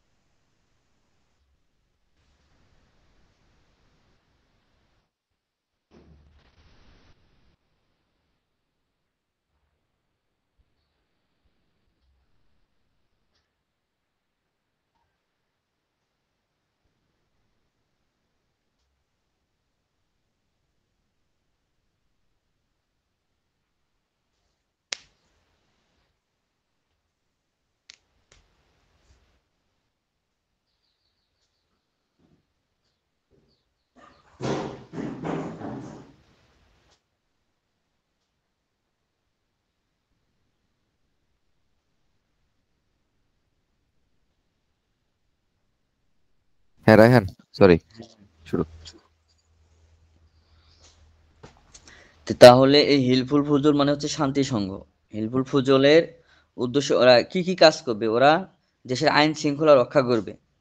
হুম তারপরে আরবের যে বিভিন্ন গোত্রগুলো আছে, এটা যুদ্ধের কারণেই হচ্ছিল না এটা প্রতিষ্ঠা করা, হুম হুম হুম যাতে যুদ্ধ বিগ্রহ না হয় তারা যুদ্ধ বন্ধ করার চেষ্টা করবে। তারপরে অত্যাচারী যে অত্যাচারী তাকে বাধা দিবে, এবং মজলুমকে তারা অত্যাচারী হাত থেকে রক্ষা করার চেষ্টা করবে। হুম। ইতিমদের তারা সাহায্য করবে। সর্বশেষ যেটা গুরুত্বপূর্ণ ছিল সেটা হচ্ছে যারা ওই যে বাইরে থেকে ব্যবসা বাণিজ্য করার জন্য আসবে তাদের জানমালের নিরাপত্তা বিধান করতে হবে। মূলত ওই জায়গাটা থেকেই তো হয়েছিল এটা আর কি এটা সংগঠন। থেকেই তো এটা মানে যুদ্ধ, আর এটাই গুরুত্বপূর্ণ ছিল, তাই না? আর মাঝের গুলা অ্যাড করছে। এড করছে যাতে শান্তিটা থাকে আর কি। শান্তিতে থাকে। এই হিলফুল ফুজল কিন্তু মহানবী সাল্লাহ সাল্লাম নবুয়ত পাওয়ার পরেও কিন্তু স্থায়ী হয়েছিল, সেটা জানিস? 50 বছর স্থায়ী হয়েছে, 595 সালে হয়েছে, আরো 50 বছর এটা টিকে ছিল। মহানবী তারপরে সাল্লাল্লাহু আলাইহি শেষ। ওয়াসাল্লাম বলছিল যে এখনো যদি তারা ডাকে আমি হিলফুল ফুজলে হুম, ইয়ে করব। যাব। হ্যাঁ, আচ্ছা। তার মানে এটা অনেক গুরুত্ব ছিল। কিন্তু আরবরা এখন কি এটার আদলে কোনো অর্গানাইজেশন রাখে না এখন? তো মানব যে বিশ্ব ইতিহাসে মানে প্রথম যদি সেবা সেবা ধর্মী একটা সংগঠন থাকে, হিলফুল ফুজল প্রথম হবে। তা তো অবশ্যই। ঠিক আছে। তো মহানবী সাল্লাল্লাহু আলাইহি সাল্লাম খুবই বিশ্বস্ত ছিল, এই জন্য তো তাকে আল আমিন বলা হইতো, তাই না? হুম, উপাধি। হ্যাঁ। এখন মহানবী সাল্লাল্লাহু আলাইহি সততার কথা আরবের সবাই প্রায় জানছিল। হুম। এই সময় মক্কায় হচ্ছে খাদিজা রাদিয়াল্লাহু তাআলা আনহু হচ্ছে ব্যবসায়ী ছিল। মানে টাকা বিনিয়োগ করতো আর কি উনি। হ্যাঁ। তো তিনি যখন শুনলেন যে এরকম একজন ছেলে আছে, সে ভালো, সৎ, তখন আয়েশা রাদিয়াল্লাহু তাআলা খাদিজা রাদিয়াল্লাহু তাআলা আনহু তাকে হচ্ছে ব্যবসার কাজে নিযুক্ত করে। এটা ঠিক আছে? বিয়ের আগে? বিয়ের আগে? বিয়ের আগে। তখন কিন্তু খাদিজা খাদিজা রাদিয়াল্লাহু তাআলা আনহু কিন্তু মুহাম্মদ সাল্লাল্লাহু আলাইহি ওয়াসাল্লামের 15 বছরের বড়। হুম বড় ছিল। তার বাবার নাম হচ্ছে খুয়াইলিদ। খাদিজা ইবনে খুয়াইলিদ বলে না? হুম তাকে খাদিজা বলা হতো তাহিরা। তাহিরা মানে কি? পবিত্রা। পুত পবিত্রা। মানে হচ্ছে সে বিয়ের আগে থেকে ওই সময় জাহেলি যুগেও তাকে তাহিরা বলা হতো। তার মানে হ্যাঁ, ওই সময় তোর হলো চরিত্রবানদের যে ইয়ে ছিল না তা না, ছিল আর কি, তাই না? হুম, আরো ছিল। আরো যেমন তারও মহানবী তার সাল্লাল্লাহু আলাইহি ওয়াসাল্লাম ব্যতিক্রম ছিল, উনি মিথ্যা কথা বলতেন না। মহানবী সাল্লাল্লাহু আলাইহি সাল্লাম ব্যবসা করার যখন দেয় তখন দেখতেছিল যে ব্যবসা করে আগে অনেক মানে ধন সম্পত্তি মানে অনেক লাভ হয় ব্যবসা হুম, করার পর। হুম। তখন মহানবী সাল্লাল্লাহু আলাইহি সাল্লামকে হচ্ছে ওর ইয়াতে বিশ্বস্ততা মুগ্ধ হওয়ার পরে তখন মহানবী সাল্লাল্লাহু আলাইহি সাল্লামকে বিয়ের প্রস্তাব দেয় খাদিজা, হ্যাঁ? হ্যাঁ। তার একজন দাসী ছিল, দাসীর মাধ্যমে। আচ্ছা। তখন এই বিষয়টা মহানবী সাল্লাল্লাহু আলাইহি সাল্লাম আবু তালিবকে জানায় যে এই ঘটনা। হ্যাঁ, তখন আবু তালিবও খুশি হয়, হ্যাঁ? হুম। তখন তাদের বিয়ে হয়। যখন বিয়ে হয় তখন খাদিজার জন্য বয়স ছিল কত? মহানবী সাল্লাল্লাহু আলাইহি ওয়াসাল্লামের বয়স +15, তার মানে হচ্ছে মহানবী সাল্লাল্লাহু আলাইহি ওয়াসাল্লামের 25, আর 35। উনার হচ্ছে 40। বিয়েটা হচ্ছে কত সালে? 595।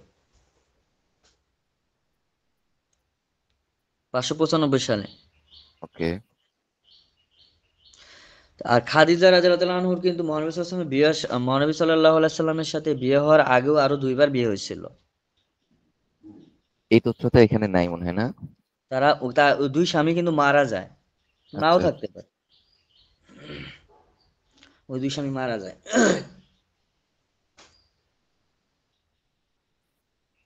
মহানবী সাল্লাল্লাহু আলাইহি ওয়াসাল্লাম তাদের সম্পর্ক এত ভালো ছিল যে মহানবী সাল্লাল্লাহু আলাইহি ওয়াসাল্লাম যতদিন খাদিজা রাদিয়াল্লাহু আনহা ছিল ততদিন কোনো বিয়ে করেন নাই। হুম, ঠিক আছে? হুম, হুম, হুম। আর মহানবী সাল্লাল্লাহু আলাইহি সাল্লামের সাথে বিয়ে হওয়ার পর মহানবী সাল্লাল্লাহু আলাইহি ওয়াসাল্লামের দুঃখ দুর্দশাটাও শেষ হয়ে যায়। অর্থনৈতিক টানাপোড়েনটা শেষ হয়ে যায়। এবং মহানবী সাল্লাল্লাহু আলাইহি ওয়াসাল্লামের যে ওই যে হেরা গুহায় মানে ধ্যানে মগ্ন থাকা, সবসময় খাবার নিয়ে যায় তো ওইখানে খাবার হ্যাঁ, নিয়ে যায়। তারপরে হচ্ছে দান সাদাকা করা, মানে এইটা তো অনেক টাকার প্রয়োজন পড়তো না, আর ব্যবসায়ী মানুষ তাকে বিয়ে করছে, তার ধন সম্পদ সবকিছু আছে এবং সব ব্যবসা করলে তো টাকা মহানবী বাড়ে। সাল্লাল্লাহু আলাইহি ওয়াসাল্লাম দিয়ে গেছে, হ্যাঁ, সব দিয়ে মানে গেছে। যেটা মহানবী সাল্লাল্লাহু আলাইহি ওয়াসাল্লাম তোমার ইসলামের প্রসারে অনেক কাজে লাগাইতে পারছে। হুম। যাই হোক মহানবী সাল্লাল্লাহু আলাইহি সাল্লাম ওরসজাত তার হচ্ছে 3 পুত্র হয় খাদিজার গর্ভে। হুম, একজনের নাম হচ্ছে কাসিম, মহানবী সাল্লাল্লাহু আবুল কাসিম বলা হয়তো না? হুম, হুম। আবুল কাসিম। আর একজনের নাম আব্দুল্লাহ আল তৈয়ব। হুম, আর একজনের নাম হচ্ছে তাহির। হুম, তিনটা ছেলে, একজনের নাম কাসিম, একজনের আব্দুল আল তৈয়ব, হুম। আর একজনের নাম হচ্ছে তাহির। তাহির। আর মেয়ে ছিল 4টা: ফাতেমা, কুলসুম, রোকেয়া এবং জয়নব। আচ্ছা, আমাদের রোকেয়া হলটা নাকি আসলে ওটা RAQUYA রুকাইয়া হলই নাকি, মানে এখনো আছে লেখে, হ্যাঁ? আরবিতে দেখতে হবে। না, ইংলিশেও তো রুকাইয়া লেখে আর কি। ইংলিশে অনেকগুলো চেঞ্জ করে করে লিখছে না? রুকাইয়াই রুকিয়া বা রুকাইয়া, এরকম রুকাইয়া মনে হয় এ- ঠিক হবে। হুম, হুম। আর এই যে বেগম রোকেয়া যে ছিল না, আর তার এই রোকেয়ার নামও তো মনে হয় এই রোকেয়া অনুসারেই রাখছিল। হ্যাঁ, কারণ ওরা ওটা ঠিক। ওরা সম্ভ্রান্ত মুসলিম আশরাফ ফ্যামিলি ছিল না, ওরা ওই জায়গা থেকে নামগুলো নিছে আর কি, জমিদার ফ্যামিলি ছিল তো। আর এই খাদিজা রাদিয়াল্লাহু আনহা মারা যায় হচ্ছে 619 খ্রিস্টাব্দে, 65 বছর বয়সে। আমুল হুজুন বলা হয় ওই সময়টাকে, না? হুম, আচ্ছা। তো খাদিজা সম্পর্কে কি আরো জানার দরকার আছে? আপাতত এই পর্যন্ত থাকি। তাকে কিন্তু ওই রোকেয়ার উম্মু কুলসুমের সাথে কিন্তু উসমান রাদিয়াল্লাহু আনহু বিয়ে হয়। জুন্নুরাইন, না? ফাতিমা হচ্ছে ফাতিমা রাদিয়াল্লাহু আনহা সম্পর্ক ফাতিমার সাথে তো আলী রাদিয়াল্লাহু আনহুর বিয়ে হয়। আর জয়নব সম্ভবত হচ্ছে আবুল আহাবের ছেলের সাথে বিয়ে হয়েছিল। ও, এটা এটা আমরা জানি না, তাই না? হুম, আবুল আহাবের ছেলের সাথে বিয়ে হয়েছে।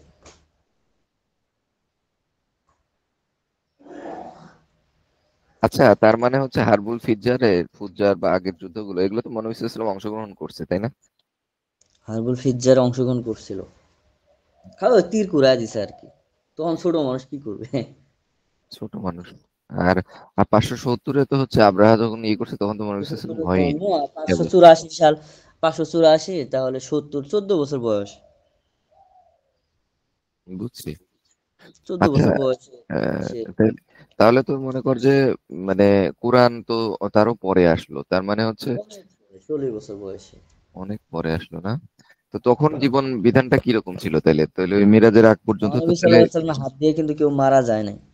তখন আর জীবন বিধান কি ছিল? কেউ কেউ খ্রিস্টান ধর্ম মানতো, কেউ ইহুদি ছিল, কেউ মূর্তি পূজা করত, কেউ হানিফ ছিল, যার যেটা। আর মানে ওই নিজেদেরই কিছু আইন কানুন ছিল, চুক্তি ছিল, হ্যাঁ, এগুলো নিয়ম মানতো। ওই অরাজক পরিস্থিতিটা দেখি রাসূল সাল্লাল্লাহু আলাইহি ওয়াসাল্লাম আসলে বলছে কি রে, এগুলো কি হচ্ছেটা কি, তাই না? হুম, হুম, আচ্ছা।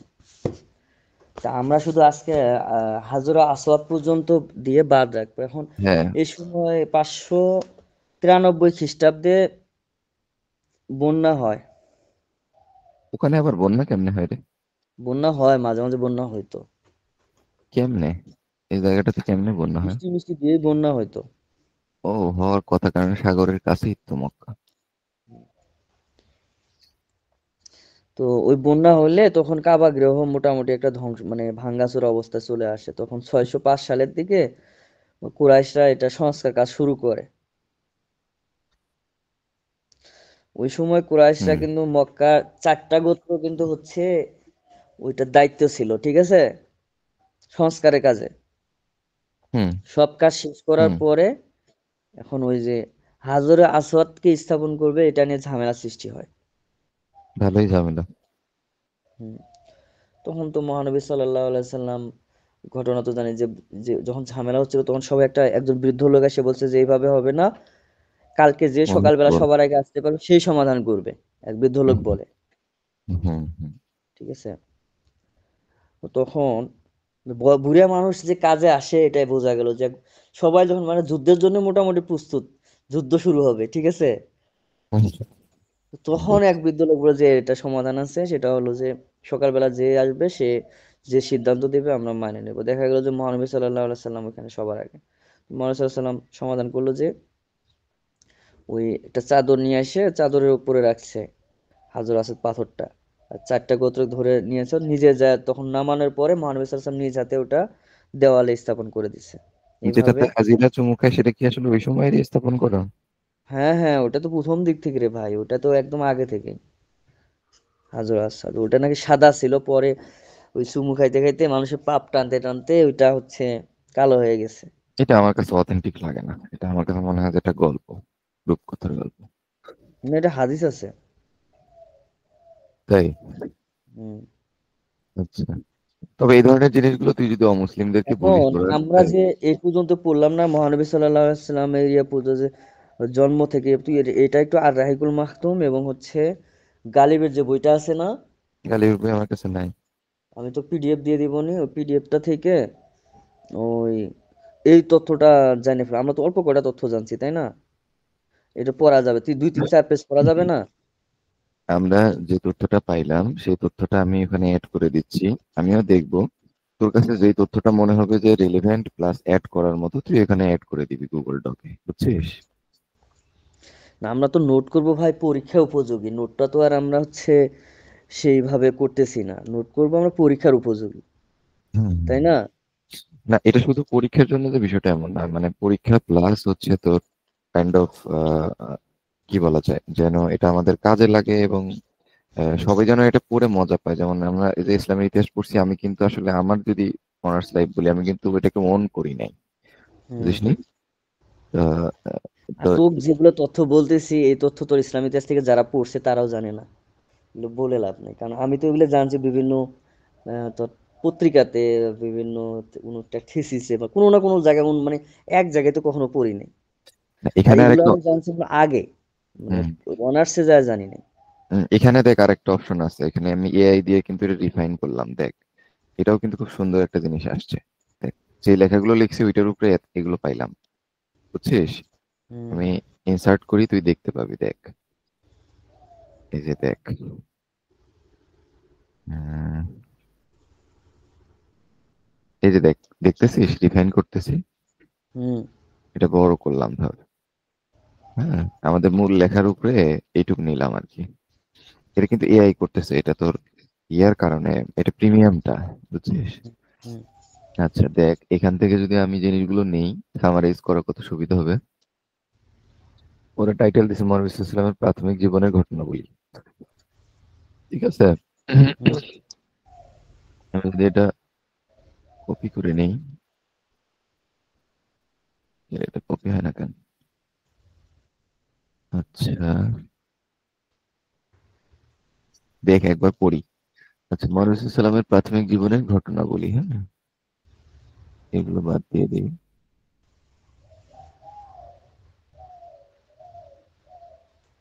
স্টার্ট করি। এই যে দেখ, চলে আসছে কিন্তু পুরোটাই। পরে দেখি একটু। এখানে তোর দুইটা বিষয় আছে, একটা হলো তোর আহ, আমি দেখাচ্ছি, আগে এটা পড়ে নেই। মহানবী সাল্লাল্লাহু আলাইহি ওয়াসাল্লাম পরবর্তী সময়ে সামাজিক, অর্থনৈতিক, সামাজিক ব্যবস্থা এবং আচ্ছা, ভাষাগত বৈশিষ্ট্য। তায়েফের লোকজন বিশুদ্ধ আরবি বলতো। আমি কিন্তু শুধু এইটুকু রাখছিলাম, তাই না? হুম এখানে দেখি, মক্কা থেকে প্রায় 50 মাইল দূরে দক্ষিণ পূর্বে অবস্থিত তায়েফ ছিল আরবের একটি গুরুত্বপূর্ণ শহর, যা মক্কা ও সিরিয়া ইয়েমেনের বাণিজ্য পথের মাঝামাঝি ছিল। দেখছিস? হুম সেখানকার অধিবাসীদের, বিশেষত হাওয়াযিন গোত্রের ভাষা তৎকালীন আরবের সবচেয়ে শুদ্ধ ও অলংকারপূর্ণ আরবি ভাষাগুলোর মধ্যে গণ্য হতো। হ্যাঁ, নবী সাল্লাল্লাহু শৈশবের প্রথম অংশ এই হাওয়াযিন গোত্রের বনু সাদ বিন বকর শাখার হালিমা সাদিয়ার কাছে অতিবাহিত হওয়ার ফলে ছোটবেলা থেকে তিনি বিশুদ্ধ প্রাঞ্জল আরবি ভাষা শেখার সুযোগ পান। দেখছিস? আসছে খুব কিন্তু। সুন্দর, খুব সুন্দর হয়েছে। আচ্ছা, শৈশবের প্রতিপালন। 6 বছরে নবী সাল্লাল্লাহু আমিনার কাছে যান মক্কায়। আচ্ছা, নবী সাল্লাল্লাহু 6 বছর বয়সে তার দুধ মাতা হালিমা সাদিয়ার কাছ থেকে মক্কায় ফিরে এসে নিজ মাতা আমিনা বিনতে ওয়াহাবের, সুন্দর করে দিছে কিন্তু, আমিনা বিনতে ওয়াহাবের তত্ত্বাবধানে আসেন। এই সময় তার মাতা আমিনা তাকে নিয়ে মদিনায় তৎকালীন ইয়াসরিব, বাবার কবর এবং আত্মীয়দের সাথে দেখা করতে যান এবং মক্কা প্রত্যাবর্তনের পথে আবওয়া নামক স্থানে আমিনা বিনতে ওয়াহাব ইন্তেকাল করেন। কেমন আসছে? সুন্দর হয়েছে। অভিভাবকের ধারাবাহিকতা। আব্দুল মুত্তালিব দায়িত্ব নেন, তারপর আবু তালিব। মায়ের মৃত্যুর পর 8 বছর বয়সে পর্যন্ত নবী সাল্লাল্লাহু আলাইহি ওয়াসাল্লামের অভিভাবকের দায়িত্ব নেন তার অত্যন্ত প্রভাবশালী দাদা কুরাইশ নেতা আব্দুল মুত্তালিব। মুত্তালিবের মৃত্যুর পর নবী সাল্লাল্লাহু আলাইহি ওয়াসাল্লামের বয়স তখন 8 বছর 2 মাস 10 দিন। ওয়াও, দেখছিস? হুম সুন্দর করে দিছে কিন্তু। তখন তার চাচা আবু তালিব তার লালন পালনের দায়িত্ব নেন। আবু তালিব নবী সাল্লাল্লাহু আলাইহি ওয়াসাল্লামকে তার নিজ সন্তানদের চেয়েও বেশি স্নেহ করতেন। আমৃত্যু তাকে কাফিরদের অত্যাচার থেকে রক্ষা করেছিলেন। ঠিক আছে। এবার হুম দেখ, বাণিজ্যিক জীবন ও সফর। এটাকে আমাদের পয়েন্টও করে দিছে সুন্দর করে। 12 বছর বয়সে বিজনেস, সিরিয়া সফর। আনুমানিক 12 বছর বয়সে চাচা আবু তালিবের সাথে একটি বাণিজ্য কাফেলায় যোগ দিয়ে সিরিয়ার উদ্দেশ্যে প্রথম দীর্ঘ সফর করেন। এই সফরে বসরা নামক স্থানে, এই যে দেখ আরো ইয়া দিছে, বসরাতে এটা হুম। হয়েছে। বুয়াইয়া নামক একজন, বুহাইরা, বুহাইরা বা বহিরা, বুহাইরা বা বাহিরা, হুম বুহাইরাই ঠিক। হুম, এখানে একজন খ্রিস্টান পাদ্রী নবী সাল্লাল্লাহু আলাইহি ওয়াসাল্লামের ভবিষ্যৎ নবীর লক্ষণ দেখতে পান এবং আবু তালিবকে নিরাপদে মক্কায় ফিরিয়ে নেওয়ার জন্য সতর্ক করেন। এটি ছিল তার কর্মজীবনের প্রথম পদক্ষেপ এবং ভবিষ্যতের জন্য গুরুত্বপূর্ণ অভিজ্ঞতা। ঠিক আছে। হুম এরপর হারবুল ফিচার। হারবুল ফিচার কুরাইশ ও কায়েসের যুদ্ধ। এত মনোরম, এত জীবকা। আচ্ছা, কুরাইশ কায়েসের মধ্যে সংঘটিত এই দীর্ঘস্থায়ী সংঘাত 584 খ্রিস্টাব্দে সংঘটিত হয়, যখন নবী সাল্লাল্লাহু আলাইহি ওয়াসাল্লামের বয়স 14 বছর বা 15 বছর। নিষিদ্ধ মাস মুহররম, রজব, জিলকদ, জিলহজ। হার্বুল ফিচার এটা বলা হয়। আচ্ছা, তীর সংগ্রহ করে দিতেন এবং সহযোগিতা করতেন। এই যুদ্ধে আরবের গোত্রীয় সংঘাতের এক চরম উদাহরণ। ঠিক আছে। এরপর হেলফুল ফুজুর 591। এই যে সুন্দর করে পয়েন্ট আকারে দিচ্ছে, দেশের শান্তি প্রতিষ্ঠাতা, অস্ত্রধারীদের অত্যাচারীদের হাতে জুলুমের বিরুদ্ধে বিদেশি ব্যবসায়ীদের নিরাপত্তা। হুম সুন্দর করে আসছে কিন্তু। হুম তারপর হচ্ছে বিবাহ বন্ধনে আবদ্ধ হওয়া 595। 25 বছর বয়সে খাদিজা বিনতে খুয়াইলিদ, এই যে আসছে কিন্তু। হুম 40 বছর বয়সী ছিলেন এবং তার ব্যবসায়িক সততা, বিশ্বস্ততা দেখে মুগ্ধ হয়ে বিবাহের প্রস্তাব পাঠান। হ্যাঁ, এই বিয়ের আগেও 2 বার বিবাহ হয়েছিল। ঐতিহাসিক খাদিজা রাদিয়াল্লাহু আনহা নবী সাল্লাল্লাহু আলাইহি ওয়াসাল্লাম বিয়ের পর আর 2 বার বিবাহ হয়েছিল। প্রথম স্বামী ছিলেন আবু হালা, আবু হালা। আবু হালা ইবনে জায়ারা আত-তামিমি এবং দ্বিতীয় স্বামী ছিলেন আতিক ইবনে আবিদিন মাখজুমি। সুন্দর হয়েছে না? হুম এই যে দেখ, এটাই হলো তোর, মনে কর যে যেটুকু নোট করছিলাম এটার এআই এর আউটপুট। ঠিক আছে। আর আমরা যে নোটটা করছিলাম সেটা হচ্ছে আমাদের এই যে তোর ইয়াতে রেখি, সেলফ নোট। আমরা হুম নোটটা করছিলাম হচ্ছে এই যে এইটা। না, আমাদের র নোটটাও রাখি। আমরা হুম নোটটা করছিলাম হচ্ছে এই যে এইটা। এই যে এইটুক করছিলাম। দেখ, এইটুক দিয়ে আমরা তাহলে দেখ কতখানি পাইলাম। ভালো হয়েছে। আচ্ছা, এটা হচ্ছে আমাদের অ্যাসেট আর কি। তো তুই যেভাবে চাচ্ছিস আই থিঙ্ক এইভাবেই হবে আর কি। হ্যাঁ, খুব সুন্দর করেই হবে। ঠিক আছে, আজকে ও নেক্সট টপিকটা বল, আমি তোকে একটা জিনিস দেখাই। নেক্সট টপিকটা হচ্ছে নেক্সট টপিক হচ্ছে মহানবী সাল্লাল্লাহু আলাইহি ওয়াসাল্লাম নবুয়ত প্রাপ্তি হবে, নবুয়ত লাভ আর সেখানে হিজরত, হুম। তারপর হচ্ছে আমরা হিজরত পর্যন্ত পড়বো। আচ্ছা, নবুয়ত লাভ, হিজরত, মদিনা সনদ আরেকদিন নাকি? আমরা আরেকদিন ওগুলো ভালোভাবে পড়তে হবে, এগুলা আচ্ছা মহানবী সাল্লাল্লাহু আলাইহি ওয়াসাল্লামটা ভালোভাবে পড়ি। আচ্ছা, না না, তা তো অবশ্যই, তারা আমি লিখে এটা 4-5 দিন সময় গেলে সমস্যা আমরা নেই। আমরা এখানে ওই যে ওই দুইটা জীবনী গ্রন্থ পড়বো, কারণ হচ্ছে আমরা সময় পাবো না ভবিষ্যতে পড়ার, কারণ মহানবী সাল্লাল্লাহু আলাইহি ওয়াসাল্লামকে জানাটা গুরুত্বপূর্ণ। হ্যাঁ হ্যাঁ, অবশ্যই। আর যে নবীর হচ্ছে শুধু তার জন্ম থেকে মৃত্যু পর্যন্ত সব লিখে আছে, আমরা কেন জানবো না? হুম আহ, মানে নবুয়ত লাভ ও হিজরত না, হুম। নবুয়ত লাভের কারণেই তো হচ্ছে আসলে আহ নবুয়ত, তারপর হচ্ছে মহানবী সাল্লাল্লাহু আলাইহি ওয়াসাল্লাম হিজরত। আচ্ছা, এখন একটা জিনিস দেখ, তোকে আমি দেখাই। উম, এই যে এখানে যদি যাস তুই, এখানে তোর হলো আহ, তুই যদি একটা নিউ চ্যাট নিয়ে এখানে দিস এটা, হ্যাঁ, তাহলে কিন্তু এটা ঠাস করে চলে আসবে। হুম, মানে খুবই অল্প কিছু চলে আসবে। মজার বিষয়টা আমি তোকে দেখাবো। এখানে অপশন আছে ফার্স্ট, আমি যদি এটা দেই, বদলাব হিজরত আর দিলাম, এই যে চলে আসছে কিন্তু, হ্যাঁ, চলে আসছে এইটুক, বুঝছিস? হেরা গুহা হুম নিস্তব্ধ থেকে আচ্ছা। আর এখানে যদি আমি এই জিনিসটা একটু অন্যভাবে নেই, তুই দেখ, এরা হচ্ছে একটু নতুন টুলস দিছে আর কি এটাকে। এখানে টুলস থেকে দেখবি যে এখানে ডিপ রিসার্চ নামে একটা আছে, হ্যাঁ। জি। ডিপ রিসার্চে দিলে তো জিনিসটা এখনই আসবে না, একটু সময় নিবে। বাট হচ্ছে তোর জিনিসটা তোর মনে কর যে এখানে যেভাবে আসবে এটাও একটা অ্যাসেট হইতে পারে, তুই যে আমরা চাচ্ছিস। যেভাবে কষ্ট করবো সেটা ওরা মোটামুটি করে দিবে, তাই তো? মানে এটা একটা অ্যাসেট, আমি বলতেছি না এটাই ফলো করবো, বাট এটা একটা মানে অ্যাসেট হবে আর কি। মানে এটা আসতে সময় লাগবে, বুঝছিস? দেখ এটা কি এত তাড়াতাড়ি আসতেছে আগেরটার মতো? না। ও অনলাইনে যতগুলো সোর্স আছে সবগুলো থেকে নিয়ে ও হচ্ছে, ও বলতেছে, দেখ কি বলতেছে যে ওয়েবসাইটে গবেষণা মানে বলছে যে হেরা গোয়েম মানুষ সালামের নবুতে লাভ, ঘটনা, তারিখ ও তার বয়স, প্রথম ওহী নাজিলের বিস্তারিত অনুসন্ধান, হ্যাঁ। তারপরে হুম হচ্ছে দাওয়াত প্রচার, তারপর হচ্ছে আকাবার শপথ, এগুলো আসতেছে, হ্যাঁ। হিজরতের যাত্রার পথে উল্লেখযোগ্য ঘটনাবলী, মক্কা ত্যাগ, শহর গুহা অবস্থান, সুরাকা বিন মালিকের ঘটনা, এগুলো মানে। হুম তা আমি দিলাম রিসার্চ করা শুরু। এখন ও রিসার্চ করবে, মানে অনলাইনে যত ইনফরমেশন আছে ও করবে হুম। কি, সবকিছুকে টেনে নিয়ে আসতেছে, মানে এটা কাইন্ড অফ রিসার্চ আর কি, বুঝছিস? এই যে আচ্ছা। দেখ, রিসার্চের জন্য ওরা কিছু টাইম নেয়। আর এখানে মনে কর যে ওই রিসার্চটা আসবে, রিসার্চ পেপার আকারে আসবে আর কি। উম, ভালোই তো। যেটা, হ্যাঁ, যেটা তোর মনে কর যে হচ্ছে তোর এই যে প্রো অপশনটার জন্য এই সুযোগটা পাচ্ছিস তুই, এই যে প্রো হুম। গবেষণা কাঠামো তৈরি, এখন যারা প্রাথমিক বই লিখতেছে তারা তো বেশিরভাগ ক্ষেত্রে এরকম 2 নম্বরটা করবে মনে হয়। এই যে দেখ কতগুলো জায়গা থেকে নিচ্ছে, উইকিপিডিয়া, ইসলামিক, এটা মানে এগুলো সব সোর্স, বুঝছিস? এতগুলো সোর্স থেকেও টানতেছে। মানে এখন যারা পিএইচডি করে বা থিসিস করে এদের জন্য যে কত ইজি হয়েছে, মানে চুরিও তো করে এই জন্য, দেখিস না?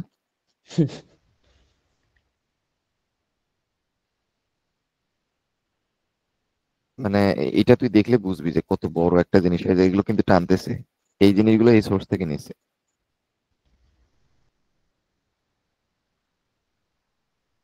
আচ্ছা, এ পর্যন্ত কি কি আসছে দেখা তো দেখি। আচ্ছা দাঁড়া, এই পর্যন্ত আসছে এটা কাঠামো তৈরি, হুম, ও কি কিভাবে ভাগ করছে আর কি। ওরা ওরা সাজাচ্ছে এইভাবে সেটা বলতেছে। হ্যাঁ, হ্যাঁ।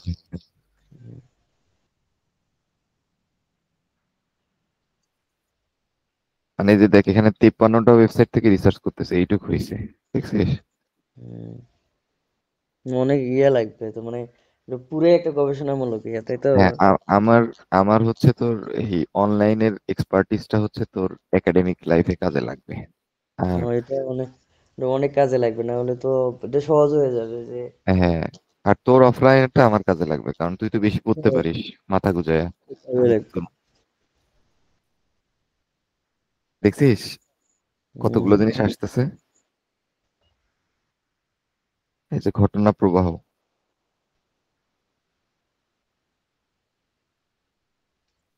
এবং তোর কি একটাও মনে হচ্ছে যে যে তথ্যগুলো আসতেছে এগুলো অথেন্টিক ছাড়া এমনি এমনি মন গড়া লেখা? Authentic। এটা তো ওই জন্যই নাম দিছে ওরা ডিপ রিসার্চ, যে এগুলো ওয়েবসাইট থেকে নিচ্ছে ওরা, ইউটিউব থেকেও নিছে, ভালো হয়েছে। ব্লগ থেকে নিছে। আর এগুলো নিয়ে তো অনেক লেখালেখি হয়েছে, তাই না? এটা কি হয়েছে মহানবী সাল্লাল্লাহু সম্পর্কে সব সব বিস্তারিত আছে। এমন একজন নবী আমরা পাইছি যার সবকিছুই লেখা আছে, এর চেয়ে বড় ভাগ্যের এগুলা বিষয় আর এটা কি? আমাদের সবচেয়ে কোথায় কাজে দিবে জানি, যে রেয়ার যে ইয়াগুলা আছে না, যেগুলো আমরা বিস্তারিত পাচ্ছি না কোথাও, সেখানে যায় খুবই কাজে দিবে। হ্যাঁ, এবং বিস্তারিত জানা থাকলে অ্যান্সার করে আরাম পাওয়া যায়, মজা পাওয়া যায়। আমাদের তো জানাই লাগবে ভাই, সব বিস্তারিত জানা লাগবে, যেটুকু আমরা জানি এটা দিয়ে হবে না। একজন আমি মনে ধর, করে যে একজন শিক্ষকের অল্প জানে হয় না। হুম, আর তুই যত জানবি তত ইজি করে জিনিসটা পড়াইতে পারবি, বুঝাইতে পারবি, তাই না? হুম। আমি ধর আগের মানে পরীক্ষা যখন লিখছি, রিটেন পরীক্ষায় লিখছি, আমার কিন্তু মাথায় অত কিছু আসে নাই। আর এখন যখন বিস্তারিত জেনে জেনে যাব, তখন তো মনে কর যে আমার অনেক কিছু আসবে। হুম। এই যে দেখ, কতগুলো সোর্স থেকে দেখছিস, কি মজা না? আমার বিশেষ তুই মজা পাচ্ছিস কারণ তুই তো একাডেমিশিয়ান, তুই তো এই লাইনেরই মানুষ। দেখ, মজা। এটা গোটাটা আসছে, আসলে ওটা সেভ দিয়ে রাখ। সেফ তো, সেফ না দিলে কি হবে নাকি পাগল? টাইম অনেক নিতেছে। হ্যাঁ, এটা তো রিসার্চ, রিসার্চে কি সময় কম নিলে হবে রে? সেটাই। রিসার্চ তো রিসার্চই। অনলাইনেও দেখ এটা জিনিসটা দ্রুত করতে পারতেছে না ভাবছি। হম, এখানে কি তোর কম সম জিনিস, কম সম তথ্য? সবকিছু বাংলায় পাওয়া যাইতেছে, এটাই সবচেয়ে বড় কথা। হ্যাঁ, আর এটা তোর ওই যে ইয়ারা, মানে দুষ্ট লোক যারা, এটা হুম। কনভার্ট করে ইংলিশ থেকে বাংলা নিয়ে আসতেছে আর কি, এজন্য একটু সময় লাগতেছে। ওই ওরা তো হচ্ছে তোর হিজরতকে পালানোর কথা বলে না অনেকেই। হুম। যে হিজরতটা আসলে যে হিজরত পালানো না, এটার পক্ষে তুই একটু বলতো তোর মতো করেই, মানে ইনফরমালি আর কি, ফর্মাল পালানো কথা। মানে পালানোর কথাটা তো আলাদা। পালানো যেমন মানে হাসিনা হচ্ছে যে পালাইছে। হ্যাঁ, হাসিনা পালাইছে, কিন্তু মহানবী সাল্লাল্লাহু আলাইহি সাল্লাম তো ওইভাবে যায় না। তার ফিরে আগে আসার তো মহানবী সাল্লাল্লাহু আলাইহি সাল্লাম অন্যদের পাঠায় দিছিল, দিছিল না? তারা একটা বিষয়, যায় মনে সাল্লাম নিজে কিন্তু যায় নাই, তাই না? নিজে যায়। হ্যাঁ, পালা তুই যদি তাহলে তো তাদেরকে রাইখে পালায় যেত, সবাইকে বিদায় করছে, তারপর তো হ্যাঁ, গেছে। হযরত ওসমান, এখানে কি মনে সাল্লামের ফ্যামিলি ছিল? মানে ওই ওসমানের ওই ওই ইয়াটাতে যেটা রেড সি পার হয়ে। ইয়ে ছিল, মহানবী সাল্লাল্লাহু মেয়ে দুইজন তার সাথে ছিল, গেছে। ও আচ্ছা, মেয়ে দুজন মানে বিবাহ, বিবাহ যাদেরকে করছিল, তাই না? হুম। হুম, দেখ বাপ, মানে মেয়েদেরকে, এই যে চলে আসছে, ঠিক আছে? এখানে তুই যেটা সিস্টেম আছে, এখানে হলো তুই এই যে শেয়ার এন্ড এক্সপোর্ট অপশন আছে, হ্যাঁ, এক্সপোর্ট টু ডক, মানে তুই যখন এটাতে ক্লিক করবি তখন এগুলো সবগুলো ডকে চলে যাবে আর কি, গুগল ডকে। গঙ্গের টোকে পাঠায় দে, সুন্দর হয়েছে। এই যে দেখ, শিরোনামগুলো খুব সুন্দর। মানে কত সুন্দর করে আসছে দেখ, একবার বইয়ের মতোই আসছে। এই যে হ্যাঁ। দেখ, বায়াত অংশগ্রহণকারী, বিষয়বস্তু দ্বিতীয় আকাবা শপথ, কি মজা না? হুম। দারুন না দোয়াও, ষড়যন্ত্র হিজরতের সূচনা, হত্যার নীল নকশা, কত সুন্দর করে আসছে দেখ। শিরোনামগুলো সুন্দর। জোস জিনিস না? হুম। মজাই মজা। আমি যেরকম ভাষা চাইতাম, মানে ভাষা, আমাদের তো ভাষা ইয়ে করতে হবে, সম্পাদনা করতে হবে, ভাষা তো এমনি একটা ভাষা দেওয়া যাবে না। এই যে এগুলো ঠিক সোর্স আছে। থেকে নিছে না, এটা তো জাস্ট খালি আমাদের, এই যে দেখ কত সোর্স থেকে নিছে, এগুলো সব লিঙ্ক দিছে, রেফারেন্স, এখান থেকে নিছে। এগুলো একদিনে তুই করতে পারতি? 36টা সোর্স দিছে। সময় বাঁচায় দিবে অনেক। এই যে দেখ, এটা কি নাম দিছে, ব্যাটল অফ বদর, আহ ফুরকান প্রজেক্ট অ্যাসোসিয়েটেড 90, এই যে 2025 সালের প্রজেক্ট এটা। হুম, ব্যাটল অফ বদর, মানে কত সুন্দর জিনিস না? হুম। এই জিনিসটা আমি হচ্ছে মানে আমরা ডিপ রিসার্চের জিনিসটা হচ্ছে ইয়েতে রাখি, তুই যাতে দেখতে পারিস। সেই জন্য যেটা করব সেটা হচ্ছে, এটা হচ্ছে তোর শেয়ার করে রাখি, হ্যাঁ, তাহলে তুইও দেখতে পারবি।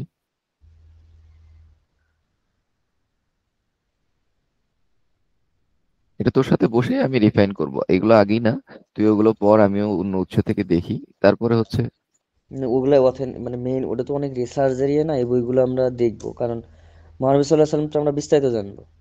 হ্যাঁ, তোর হচ্ছে রায়, এই জায়গায় লিখে রাখি আর কি, মানে ডিপ রিসার্চ, হ্যাঁ, এই যে এখানেই রাখি মৌলভী ইসলামের ডিপ রিসার্চ লিখে রাখি, হ্যাঁ। তো একটা আলাদা একটা ফোল্ডার করবো ডিপ রিসার্চের। আমরা মহানবী সাল্লাহ সাল্লামটা ভালোভাবে পড়বো একদম। আচ্ছা, এটা এখানেই রাখি আর কি লিঙ্কটা, হ্যাঁ, তুই জাস্ট খালি এই লিঙ্কে ক্লিক করলেই ওটা দেখতে পারবি আর কি। ওকে। তাহলে আজকে এই পর্যন্তই থাকুক, মানে ভালো, মানে আমাদের মনে হচ্ছে আলোচনাগুলো ফ্রুটফুল হবে ইনশাল্লাহ, হ্যাঁ। আমি ইনশাল্লাহ। আশাবাদী যে হচ্ছে আমরা এটাকে ভালোভাবে আয়ত্ত করতে পারবো ইনশাল্লাহ। আর মানে মানুষের কাছে সহজভাবে নিয়ে আসতে পারবো, বুঝছিস, নিয়ে আর কি। ঠিক আছে, অন্য কাজ কাম কর, আবার বসবো ইনশাল্লাহ। ঠিক। ধারাবাহিকতা থাকলে এটা ভালো হবে ইনশাল্লাহ। আর 8-10 দিনের মধ্যে ইনশাল্লাহ শেষ করতে পারবো। হ্যাঁ, ইনশাল্লাহ, ইনশাল্লাহ, ইনশাল্লাহ। ঠিক আছে। সালামু আলাইকুম। ওয়ালাইকুম আসসালাম রহমতুল্লাহ। ধন্যবাদ রায়হান। আজকে আমরা আহ, আলোচনা করলাম মহানবী সাল্লামের সম্পর্কে, সম্পর্কিত বিষয়গুলো নিয়ে আমরা শুরু করেছিলাম, এবং সেই বিষয়গুলো নিয়ে আমরা একটা ইনফর্মাল লেকচার দিলাম, যেখানে হচ্ছে মহানবী সাল্লামের বংশানুক্রমিক ধারা আমরা দেখলাম যে প্রথমে ইব্রাহিম আলাইসাল্লাম, তারপরে ইসমাইল আলাইসাল্লাম, তারপর হচ্ছে আদনান, এইভাবে যে আসা শুরু হলো। তারপর হচ্ছে মাদ, ফিহর, কাব, এইভাবে আমাদের যে বংশানুক্রমিক ধারা আসলো, এবং উম এখানে যে শামস এবং হাসিম থেকে যে দুইটা গোত্র ছড়ায় গেল, সেই জিনিসগুলো আমরা দেখলাম। তো আমরা ইনফর্মাল ইতিহাস আলোচনা এই জন্যই করতেছি, যে যে কারণে আমরা হচ্ছে আহ, যে কারণে আমরা হচ্ছে ইসলামের ইতিহাসটা সম্পর্কে খুব ভালো একটা আহ, ধারণা পাচ্ছি। এবং আহ, গতানুগতিক এটা একাডেমিকে যারা পড়াশোনা করে যাচ্ছে, আমি নিজেও আসলে এই ধরনের কন্টেন্ট বা এই ধরনের জিনিসগুলো পাইনি। আহ, এই জন্য হচ্ছে যারা এখন স্টাডি করে যাচ্ছে তারা যেন একটা ডিপ আলোচনা এখান থেকে নিতে পারে, খুঁজে বের করতে পারে, এবং তারাও যেন একটা রিসার্চের ভালো জায়গা খুঁজে পায়, এবং মজা নিয়ে সত্যিকার অর্থে হচ্ছে ইসলামের ইতিহাসটা চর্চা করতে পারে। এবং আমরা আগেই বলেছি যে মহানবী সাল্লাল্লাহু আলাইহি ওয়াসাল্লাম এমন একজন মানুষ যে যার জীবনের শুরু থেকে, মানে জন্মের আগ থেকে মোটামুটি মৃত্যু পর্যন্ত সব ঘটনা লিপিবদ্ধ। তো এটা আমাদের জন্য অনেক বড় একটা প্লাস পয়েন্ট। তো আমরা একটা পুরাতন ম্যাপও ডাউনলোড করে রেখেছি, যেখানে আমরা সৌদি আরব দেখতে পাচ্ছি। তারপরে আমরা মূলত এই জিনিসগুলো সিলেক্ট করে দিয়েছিলাম, এর কাছ থেকে ম্যাপটা নেওয়া, খুব সুন্দর করে তারা এই ম্যাপটা আমাদেরকে দিয়েছে। তো আমরা আশা করা যায় যে হচ্ছে আমরা সামনের আলোচনাগুলো খুব ফ্রুটফুল হবে, এবং হচ্ছে আমরা এনজয় করব রাসূলুল্লাহ সাল্লাল্লাহু আলাইহি ওয়াসাল্লামের জীবনী। মহানবী সাল্লাল্লাহু আলাইহি ওয়াসাল্লাম বিদায় হজের ভাষণে আমাদেরকে বলে গেছেন, আমরা জানতে পারবো সামনে আমাদের বিদায় হজ আসবে, যে তোমরা কখনো পথভ্রষ্ট হবে না যদি তোমরা দুইটা জিনিসকে ধরে রাখো। আমি যদি দেখায় দিই, আমি হচ্ছে মোটামুটি 1 বছর ধরে একটা ইনিশিয়েটিভ চালাই, যেটা হচ্ছে আমার ওয়েবসাইটেই আছে। এটা হচ্ছে আমার এই যে নিচে, একদম নিচে ফুটারে চলে গেলে যে হচ্ছে মানে প্রতিদিনের কোরআন হাদিস, এইটাতে হচ্ছে, এটার মাধ্যমে, এটাতে যখন ক্লিক করে একটা হোয়াটসঅ্যাপ গ্রুপে নিয়ে যায়, সেই গ্রুপে হচ্ছে প্রতিদিন একটা করে হাদিস এবং একটা করে কোরআনের আয়াত দেওয়া হয়। এটার উদ্দেশ্য এটাই যে হচ্ছে আমরা যেন হচ্ছে কোরআন এবং হাদিসের চর্চা জাস্ট খালি এই আমাদের র্যাকে বা তাকে সুন্দর করে সাজিয়ে রেখে না, আমরা যেন সেটাকে খুব সুন্দরভাবে গোছানো ওয়েতে পড়তে পারি এবং সেই অনুযায়ী আমল করতে পারি। হ্যাঁ, আল্লাহ যেন আমাদের তৌফিক দান করে। তো এইখানে আমাদের যে বই থেকে থেকে নিয়েছিলাম, আমরা কিছু ইনফরমেশন অ্যাড করেছি এখানে। যে নবী সাল্লামের যে আব্দুল মুতালিবের ছেলে ছিলেন মূলত 10 জন। তো তার সবচেয়ে ছোট ছিলেন আব্দুল্লাহ, এবং আব্দুল্লাহর ছেলে হযরত মুহাম্মদ সাল্লাল্লাহু আলাইহি ওয়াসাল্লাম, তারপরে তার বংশধারা।